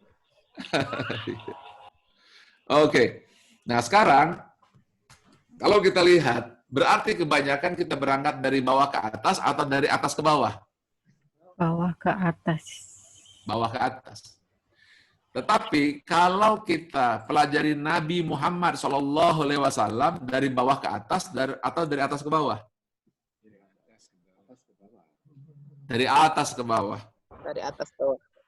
Nabi Muhammad SAW mulai melakukan perubahan besar di kota Mekah setelah berada di Jabal Nur. Coba kita lihat, bentuknya ini saya buat seperti Jabal Nur. Di Gua Hiro, di situ ditemukan Grand Why. Alasan terbesar kita hidup. Iqra bismi rabbika. Baru di situ dia mengerti fungsi sebagai manusia, sebagai seorang hamba, seorang nabi, seorang rasul, seorang manusia. Baru dia kontribusi membangun rahmat bagi semesta alam. Baru dia turun ke bawah untuk membangun Mekah Madinah, bahkan sampai dengan wilayah Islam yang luar biasa, Andalusia, Cordoba, Granada. Baru dia turun ke bawah, tidak perlu mencari eksistensi diri, dia dihargai menjadi seorang yang memiliki nilai-nilai al-amin, eksistensi diri. Dan dia menghadapi peperangan, tantangan, dari perang Badar, perang Uhud dihadapi. Baru dia membangun kepastian. Kepastiannya bukan di dunia, tetapi raudatul jannah, surga yang abadi. Nah sekarang, pertanyaan saya yang terakhir. Panjenengan yang berada di Unisula, Yayasan Badan Wakaf, semua lembaga pendidikannya, kebanyakan karyawan-karyawati kita, dosen-dosen kita berangkat di bawah dari atas. Dari bawah. Itu masalah utamanya. Ini masalah utamanya Pak Habib Hasan Toha. Ini masalah utamanya Pak Bejo Santoso, Pak PLH. Kalau kita mampu merubah dari atas ke bawah, maka akan lahir peradaban hebat. Orang-orangnya menjadi unstoppable, tidak bisa dihentikan. Mengapa? Lebih mudah mana? Bola digelindingkan dari atas ke bawah atau dari bawah ke atas? Dari atas ke bawah. Tapi selama ini kita dari bawah ke atas. Kita berkarir untuk kepastian gaji, untuk dapat rumah. Kita berkarir untuk dapat tantangan. Kita berkarir untuk dapat pangkat dan jabatan. Kita berkarir supaya kita punya pertemanan. Kita berkarir supaya kita berkembang. Begitu kena PSBB, kena lockdown, dimutasi, dicopot jabatan, turun ke bawah, stres dan frustrasi lagi. Benar? Tetapi kalau kita berangkat dari atas, meskipun terkena lockdown, terkena PSBB, kena mutasi, tidak dapat jabatan, dia akan tetap berada stabil di atasnya tahan gempa. Mengapa? Karena dia sudah kenal 3 misi utama, the Grand Why. Sebagai hamba, sebagai khalifah rahmat bagi semesta alam. Itu yang membuat Umar, Abu Bakar, Utsman, Ali mengalahkan Persia, mengalahkan Romawi, yang membangun peradaban besar. Itu yang membuat orang-orang lahir pada saat itu, Ibnu Sina, Ibnu Rus, Ibnu Nafis. Itu yang membuat bangkitnya Islam saat itu. Yaitu ketika kita berangkat dari atas menuju ke bawah. Ya mudah-mudahan kita bisa memperbaiki diri kita. Kalau kita sudah berangkat dari atas, niscaya semuanya dapat. Benar nggak? Coba bayangkan gambar ini, kita letakkan bola di atas, lalu digelindingkan ke bawah. Maka insya Allah semuanya dapat. Kalau kita di atas sana, Grand Y, katakanlah itu Gua Hiro, bolanya digelindingkan ke bawah, maka kita akan dapat meaning. Kita akan dapat purpose. Ya. Kita akan dapat kontribusi. Ya, kita akan dapat eksistensi, nggak usah cari-cari. Sekarang eksistensinya dengan mobil, eksistensinya dengan perhiasan, eksistensinya dengan tas, eksistensinya dengan jabatan kuno itu bukan itu. Eksistensi kita kalau kita sudah punya Grand Why, itulah saya rasa yang menjadi misi pendirian Yayasan Badan Wakaf Sultan Agung. Betul atau betul? Coba kita lihat gambar ini. Misi Yayasan Wakaf Badan Sultan Agung ada di bawah atau di atas? Coba lihat. Di atas. Sekali lagi tolong lihat. Misi Badan Yayasan Wakaf Sultan Agung ada di bawah atau di atas? Atas. Di atas. Tapi kebanyakan pegawai-pegawainya, karyawan-karyawatinya di bawah atau di atas? Bawah. Wah. Nyambung apa tidak? Putus di tengah. Akibatnya apa? Terancam Yayasan Wakaf kita. Terancamnya bukan dari luar, tapi dari dalam. Padahal ini perusahaan yang milik Allah. Mengapa? Karena kebanyakan berangkat dari bawah. Masuk lagi karyawan baru dari bawah. Masuk lagi karyawan dari baru, berangkat dari bawah. Milenial dari nomor 2. Selenial, para kolonial dari nomor 1. Masuk lagi cari eksistensi diri. Masuk lagi cari 4. Nggak ada yang masuk dari nomor 7. Itu saran saya mengapa dulu saya menyarankan bahwa semua orang yayasan, semua Unisula di training ESQ dulu, saya bukan mau promosi, membantu supaya berangkat dari atas dulu. Itu loh alasan kenapa saya membuat buku ESQ dan membuat training ESQ. Untuk semuanya berada pada Grand Y. Nah itu yang Mas Novel saya letakkan di Jawa Tengah itu untuk mengajarkan Grand Y seluruh Jawa Tengah. Dan saya bersyukur sekali diundang di tempat yang mulia ini, di Yayasan Wakaf Sultan Agung, mudah-mudahan benar-benar jadi agung kesultanan di hatinya gitu. Benar-benar berkembang pesat, bukan hanya di Semarang, tapi sak Jawa Tengah. Syukur-syukur jadi contoh sak Indonesia. Di sini dipimpin oleh yayasan yang hebat. Pak Habib Hasan Toha Putra yang sebenarnya ilmu saya ini yang saya ajarkan, beliau bisa, cuma beliau merintahkan saya. Juga sama, ada lagi PLH rektornya Pak Bejo, semuanya kalau berangkat dari atas, Anda bisa bayangkan. Subhanallah, walhamdulillah, wala ilaha illallah akbar. Oke, mungkin kalau ada tanya jawab 2-3 pertanyaan, setelah itu kita bisa selesai. Monggo Kerso dengan segala kerendahan hati, bukan mengajari ikan hiu berenang di lautan. Monggo Bapak Ibu sekalian dipersilahkan kalau ada yang bertanya. Di depan layar Bapak Ibu sekalian ada raise hand, ya, atau langsung bisa aja masuk memberikan pertanyaan. Ya, izin Pak Dr. Ari, ini dari Habib Hasan mau bertanya. Ya, terima kasih sekali ya. Ada 2 pertanyaan, Dokter. Masya Allah. Yang pertama saya memberikan apresiasi lebih dahulu. Mudah-mudahan pencerahan Dr. Ari itu akan membawa kemaslahatan dan pemahaman kita semua untuk membawa yayasan berwakaf ke depan, yaitu menjadi yang tadi diharapkan untuk menjadi percontohan bukan hanya di Semarang, Jawa Tengah, tapi di Indonesia insya Allah. Ada 2 pertanyaan saya. Yang pertama, yaitu kita sama-sama mengetahui bahwa saat ini setiap kali permasalahan itu selalu yang dibicarakan adalah strategi. Dan ini bukan hanya di satu lembaga pendidikan, yayasan, sampai di mana saja. Yang namanya culture itu tidak pernah, atau nilai-nilai tadi itu ya, nilai-nilai budaya tadi tidak pernah dibicarakan. Ya, pertanyaannya, kenapa ini faktanya itu seperti itu? Selalu itu kalau ada masalah kayak misalnya COVID, itu yang dibicarakan apa? Tidak pernah membicarakan masalah-masalah nilai. Kesulitan misalnya di satu perusahaan. Kebetulan kami misalnya sekarang ini mengelola perusahaan, ada perusahaan atau di yayasan. Setiap kali masalah selalu yang dibicarakan yaitu di strateginya. Apakah itu anggarannya dan sebagainya. Ini yang pertama.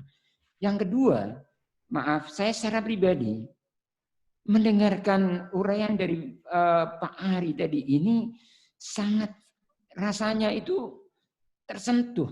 Tapi kenapa hati saya ini tidak bicara kepada yang hadir. Saya begitu nanti pulang atau selesai dari ini, ya lupa lagi apa yang dikatakan oleh Pak Ari tadi, the grand why dan apa energi positif itu lupa. Kenapa Pak Ari? 2 pertanyaan ini. Terima kasih. Assalamualaikum warahmatullahi wabarakatuh. Waalaikumsalam warahmatullahi wabarakatuh. Terima kasih Habib Hasan atas pertanyaannya. Ya, ini memang permasalahan seperti ini memang terjadi di mana-mana ya.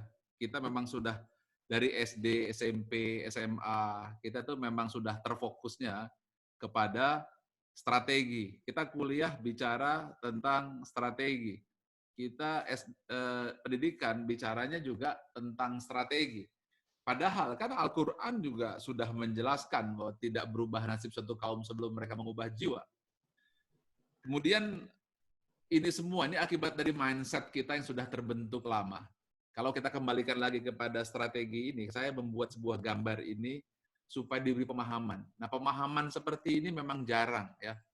Kebanyakan kita fokus bukan hanya strategi, tetapi strategi, struktur, sistem itu aja bolak-balik. Tapi kalau kita lihat bagaimana ya Korea, dia kemudian Vietnam, dia bisa selamat, boleh bilang ya cukup selamatlah dari serangan COVID-19, itu karena budaya disiplinnya gitu.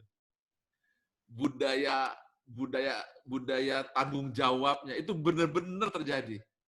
Jadi kekuatan Jepang, kekuatan Vietnam, ya mereka justru bukan dengan sekedar strateginya mengatasi COVID-19, tetapi karena budaya negara itu yang kuat. Kita lihat, begitu kita terapkan aturan, tetap saja ada yang kabur mudik, ada yang sembunyi di dalam terpal, kemudian melanggar ini itu, masih juga saling berdempet-dempetan. Itu adalah mental yang memang selama ini kita tidak bangun.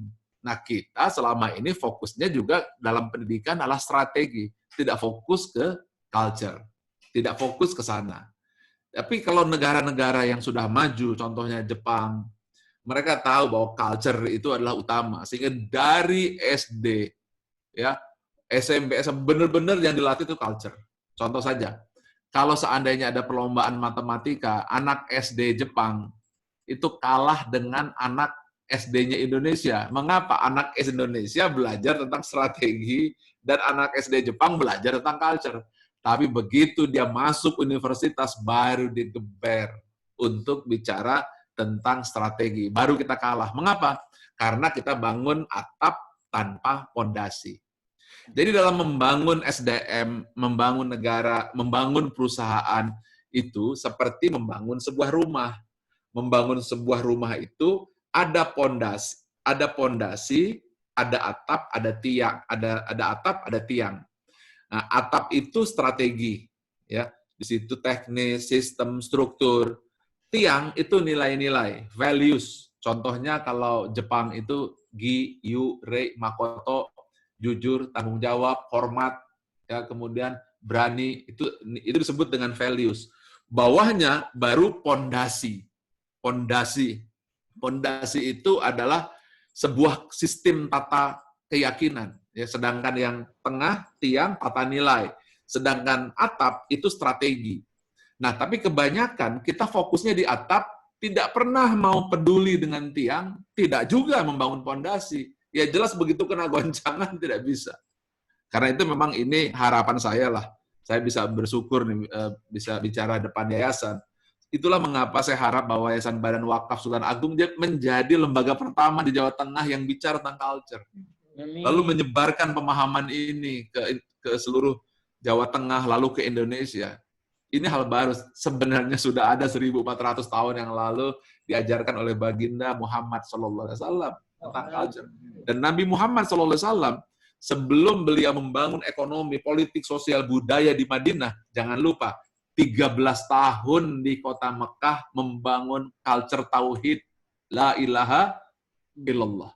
Barulah beliau hijrah ke Madinah, ketika dibangun sistem perdagangan, sistem kekeluargaan, sistem politik, semuanya sudah punya pondasi. Dengan pondasi itu, maka Islam saat itu jaya sampai dengan abad ke-7 hingga ke-14. Ya, culture. Lalu kemudian Barat mengambil strategi, kita ikut-ikutan. Nah, kita saatnya lah untuk kembali lagi. Nah, ini gambarnya nih. Ke yang bawah itu adalah pondasi, beliefs. Itu harus ditanam. Apa belief dari Yayasan Wakaf? Mungkin nanti kalau ada waktu Mas Novel bisa bantu untuk periksa. Ada nggak ini pondasinya? Dan itu bisa diukur. Saya punya sistem alat mengukurnya. Ada nggak belief sistemnya? Kalau ini nggak ada, kita masalah. Gitu. Kemudian tiangnya. Tiangnya itu nilai-nilainya. Sudah tertanam belum nilai-nilai di wakaf? Kalau ini tidak ada, ya kita sama saja. Tidak akan punya atap, tidak punya pondasi, kita masalah. Nah, baru di atas strategi. Nah, perusahaan-perusahaan yang di bawah Yayasan Wakaf itu adanya di atap. Ilmu kedokteran adanya di atap. Ilmu pendidikan, katakan universitas adanya di atap. Tetapi pondasi dan tiang itu saya kira tugas dari yayasan supaya seluruh organisasi itu ada ininya, ada pondasi, ada tiang. Contoh, Astra itu maju karena Om William membangun pondasinya yang disebut dengan catur dharma, itu ditanamkan betul, ya. Jadi jelas itu. Kemudian baru punya tiang nilai-nilainya, respect, integrity dan seterusnya. Baru di atasnya perusahaan mobil, pendidikan dan seterusnya ada di situ. Nah, tapi kebanyakan kita tidak bangun itu. Itu Pak Habib Hasan, ya. Kalau mau lebih dalam lagi nanti Mas Novel akan bantu untuk menyusunkannya sehingga nanti bisa diwariskan gitu. Jadi kalau kita masuk ke Yayasan Wakaf gitu, kita sudah dapat katakanlah apa namanya ya, Yayasan Wakaf Way gitu, cara berpikir, jadi semua pegawai begitu masuk Yayasan Wakaf, pola pikirnya kita harus seragamkan, mindsetnya, belief systemnya harus diseragamkan. Selama ini yang diseragamkan strateginya, KPI-nya, sistemnya, tapi hatinya berantakan, tidak terkelola. Ini sangat berbahaya. Dan itu sama saja kita punya rumah yang bagus atapnya, tapi lemah tiangnya dan tidak punya pondasi. Saya kira belum terlambat. Ini kan mumpung masih kita bersama-sama hari ini di bulan Ramadan ini, kita harus melengkapi sesegera mungkin untuk membangun fondasi atapnya. Kalau sudah fondasi atap, insya Allah kita bisa terus berlanjut sampai 100 tahun. Kita berharap Yayasan Wakaf ini kan tidak hanya sampai 2030, tidak sampai 2045, tapi terus 100 tahun. Mengapa? Karena juga persaingan di luar sudah semakin berat. Contohnya rumah sakitnya Dr. Masyudi kan juga kompetitornya juga banyak. Kemudian kampus Unisula sekarang juga sudah semakin banyak pesaingnya. Perusahaan-perusahaan di bawah Yayasan Wakaf juga banyak.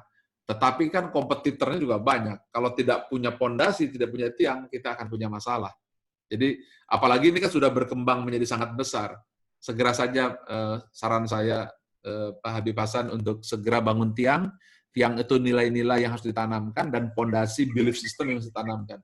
Itu yang menjadi kunci kekuatan ya. Oke, berikutnya yang kedua, setelah pulang itu tidak bisa lupa. Betul itu. Karena itu saya baru saja meluncurkan sebuah program ya, di mana setelah ini nggak kelihatan ya, nggak kelihatan nggak ini? Nah ini nih, nah ini ya.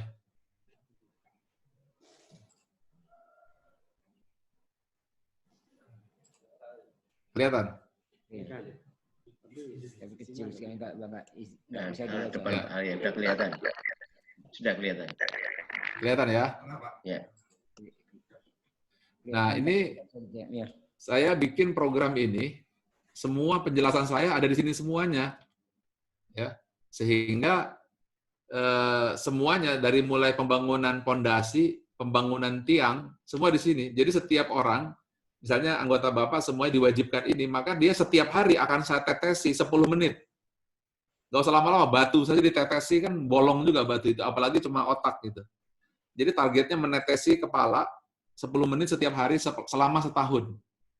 Jadi saran saya nanti bisa aja seluruh karyawan, seluruh dosen ditetesi ini Pak Habib Hasan, supaya masuk. Tapi juga Bapak ikut menetesi juga. Nanti akan saya masukkan Bapak di sini, di pembukaan ini.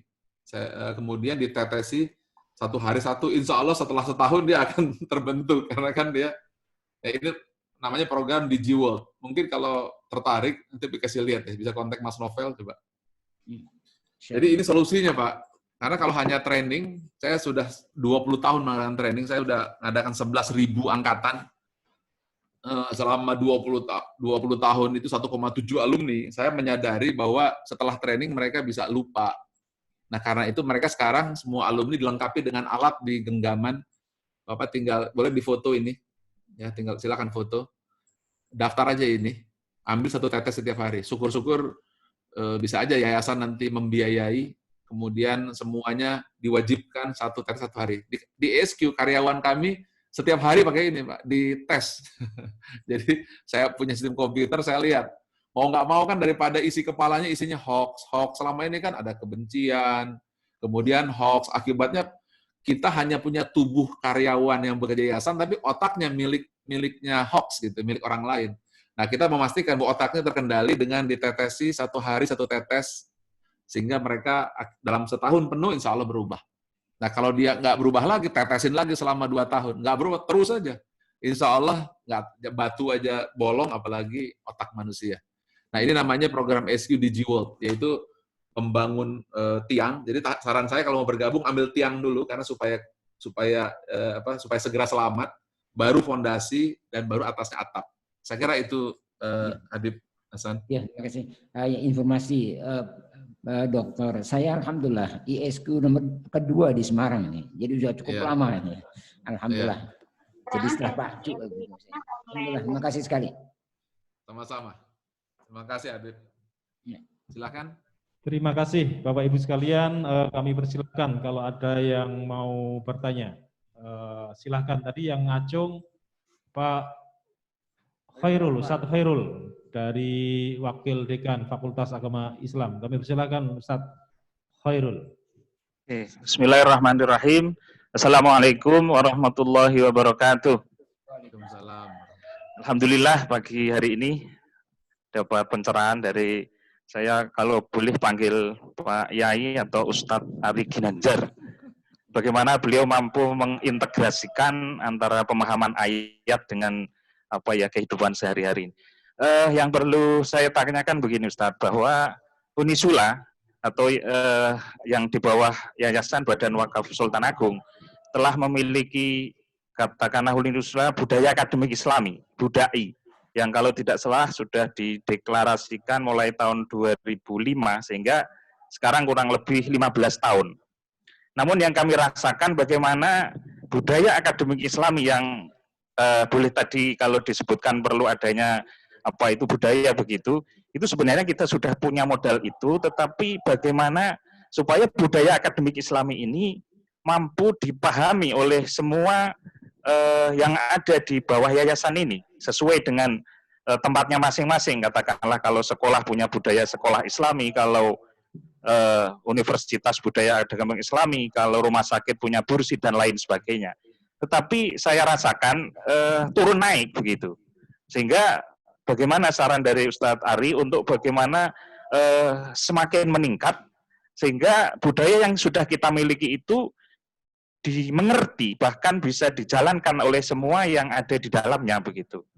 Saya kira itu, semoga dengan masing-masing kita memahami budaya kita masing-masing, budaya akademik Islami dan seterusnya ini benar-benar bisa tadi tidak hanya yang kiri saja, tetapi juga bisa yang kanan begitu. Demikian kurang lebihnya, mohon maaf. Wallahul muwaffiq ila aqwamit thoriq. Wassalamualaikum warahmatullahi wabarakatuh. Assalamualaikum. Alhamdulillah.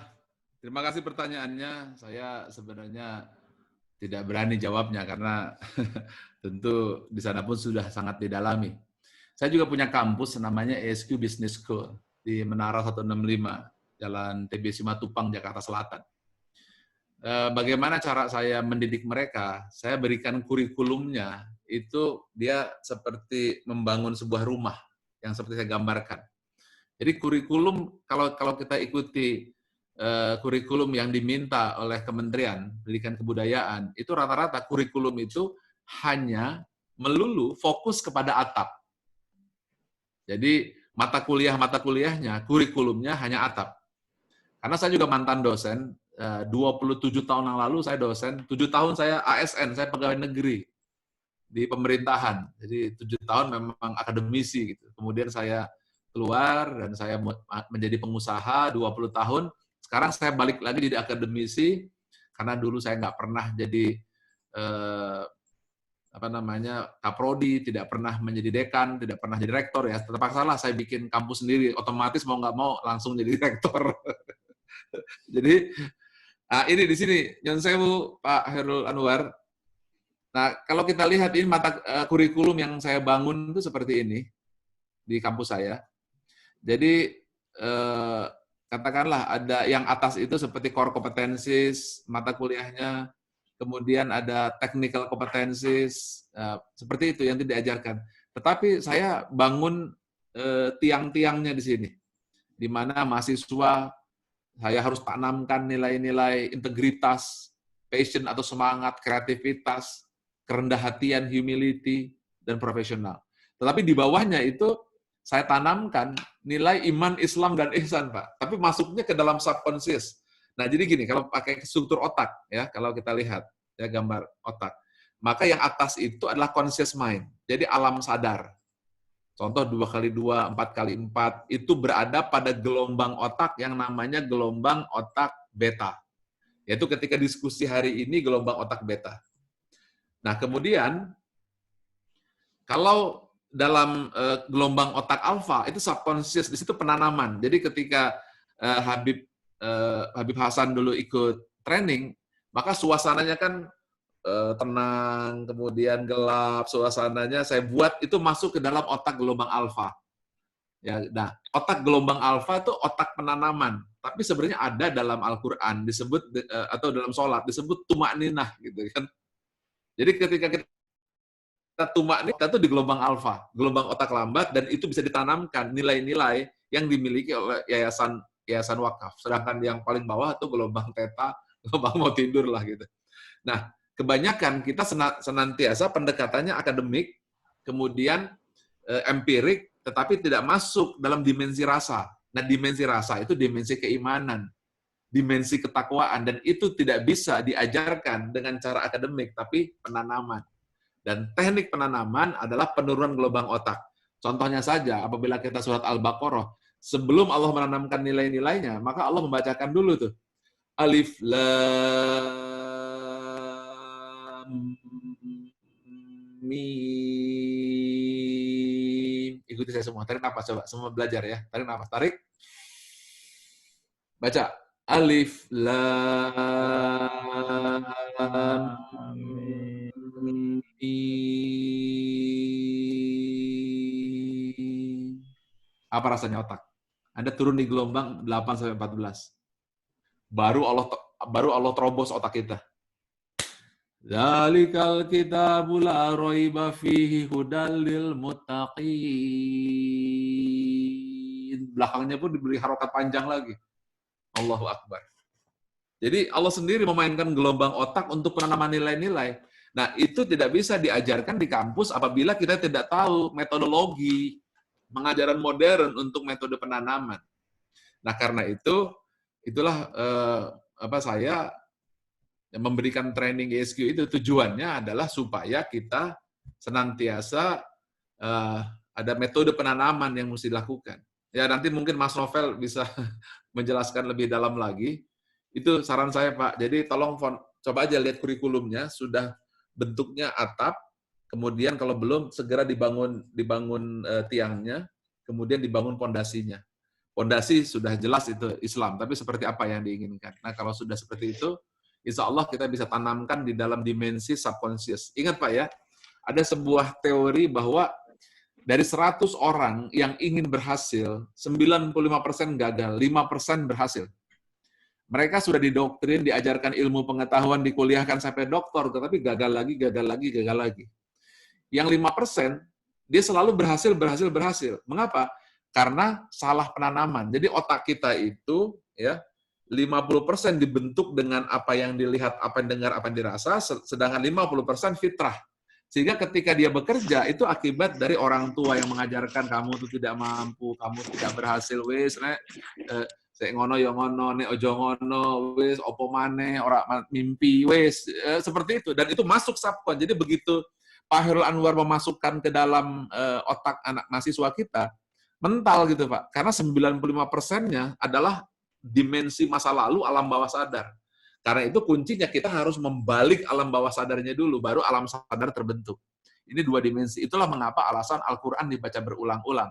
Itulah mengapa sholat dibaca berulang-ulang dengan jurus namanya GKF. Mungkin bisa dijelaskan ya. Gerak kata fokus. Gerak kata fokus adalah sebuah metode untuk penanaman. Jadi Anda dengan menggunakan gerak, ya, di mana gerak badan itu akan mempengaruhi emosi, kemudian kata-kata yang diucapkan berulang-ulang, dan fokus kepada hal yang diinginkan.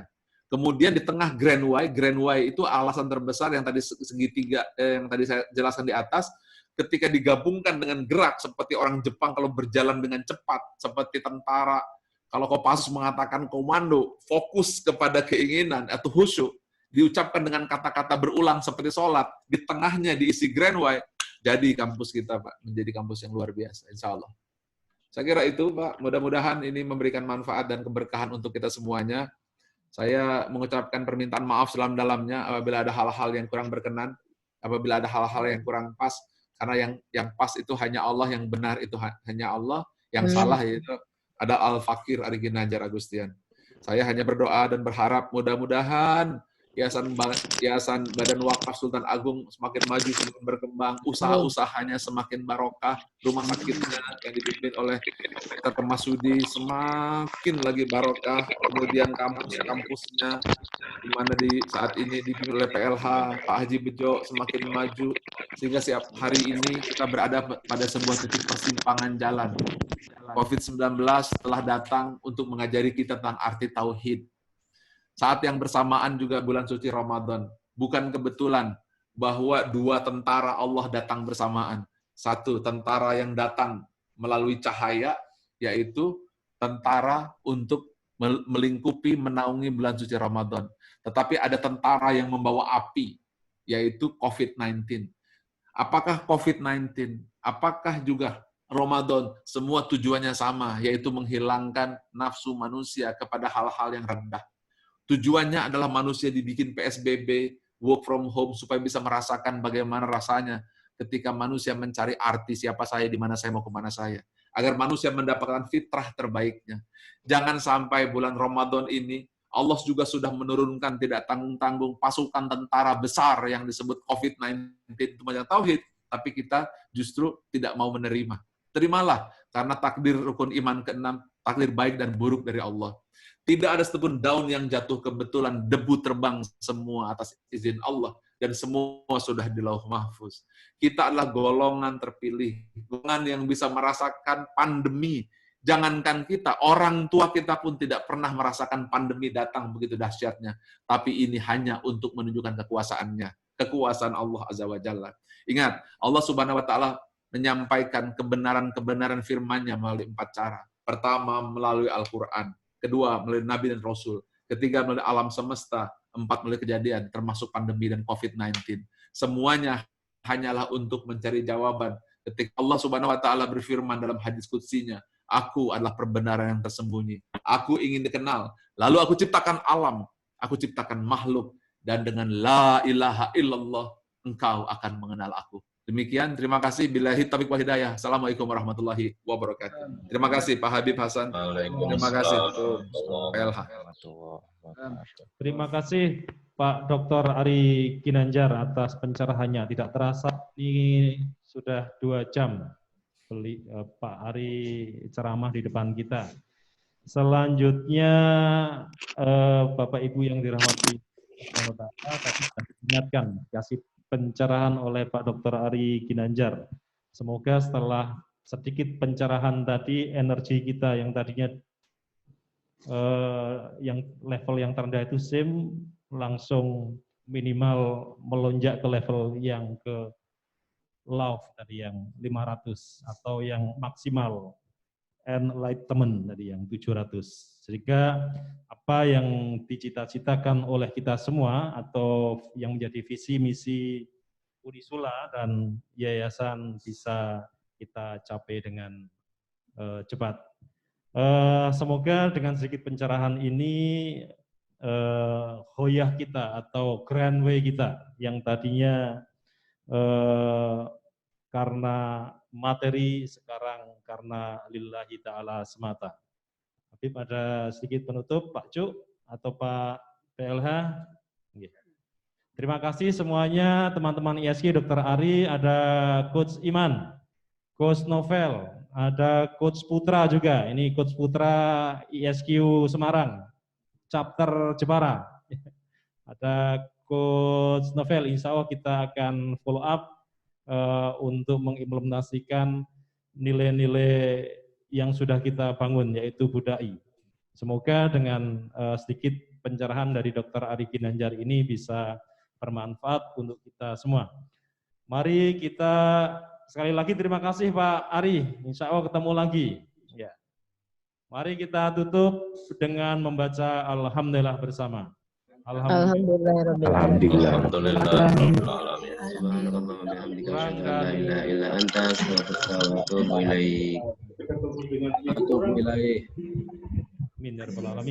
Kurang dan lebihnya mohon dimaafkan. Assalamualaikum warahmatullahi wabarakatuh. Waalaikumsalam warahmatullahi wabarakatuh. Waalaikumsalam warahmatullahi wabarakatuh. Ya, alhamdulillah nih semua Pak Dekan hadir nih Habib. Ya, ada. Ini alhamdulillah yang hadir di sini pengurus yayasan ada Pak Sumirin, ada Pak Nurudin, ada Pak Cuk, dan tadi Pak Didik WA saya kehabisan baterai. Nah, gitu. Alhamdulillah. Terima kasih Bapak Ibu sekalian yang sudah bergabung dengan meeting kita ini. Alhamdulillah sampai di akhir tadi masih di atas 100 yang join dengan kita. Alhamdulillah. Ya. Sampun. Terima kasih Bapak Ibu sekalian. Insya Allah ketemu lagi. Ramadan Mubarak. Ya, Amin. Ya, selamat libur. Seharusnya ini. Terima kasih Coach Iman. Lalatul Qadar. Amin.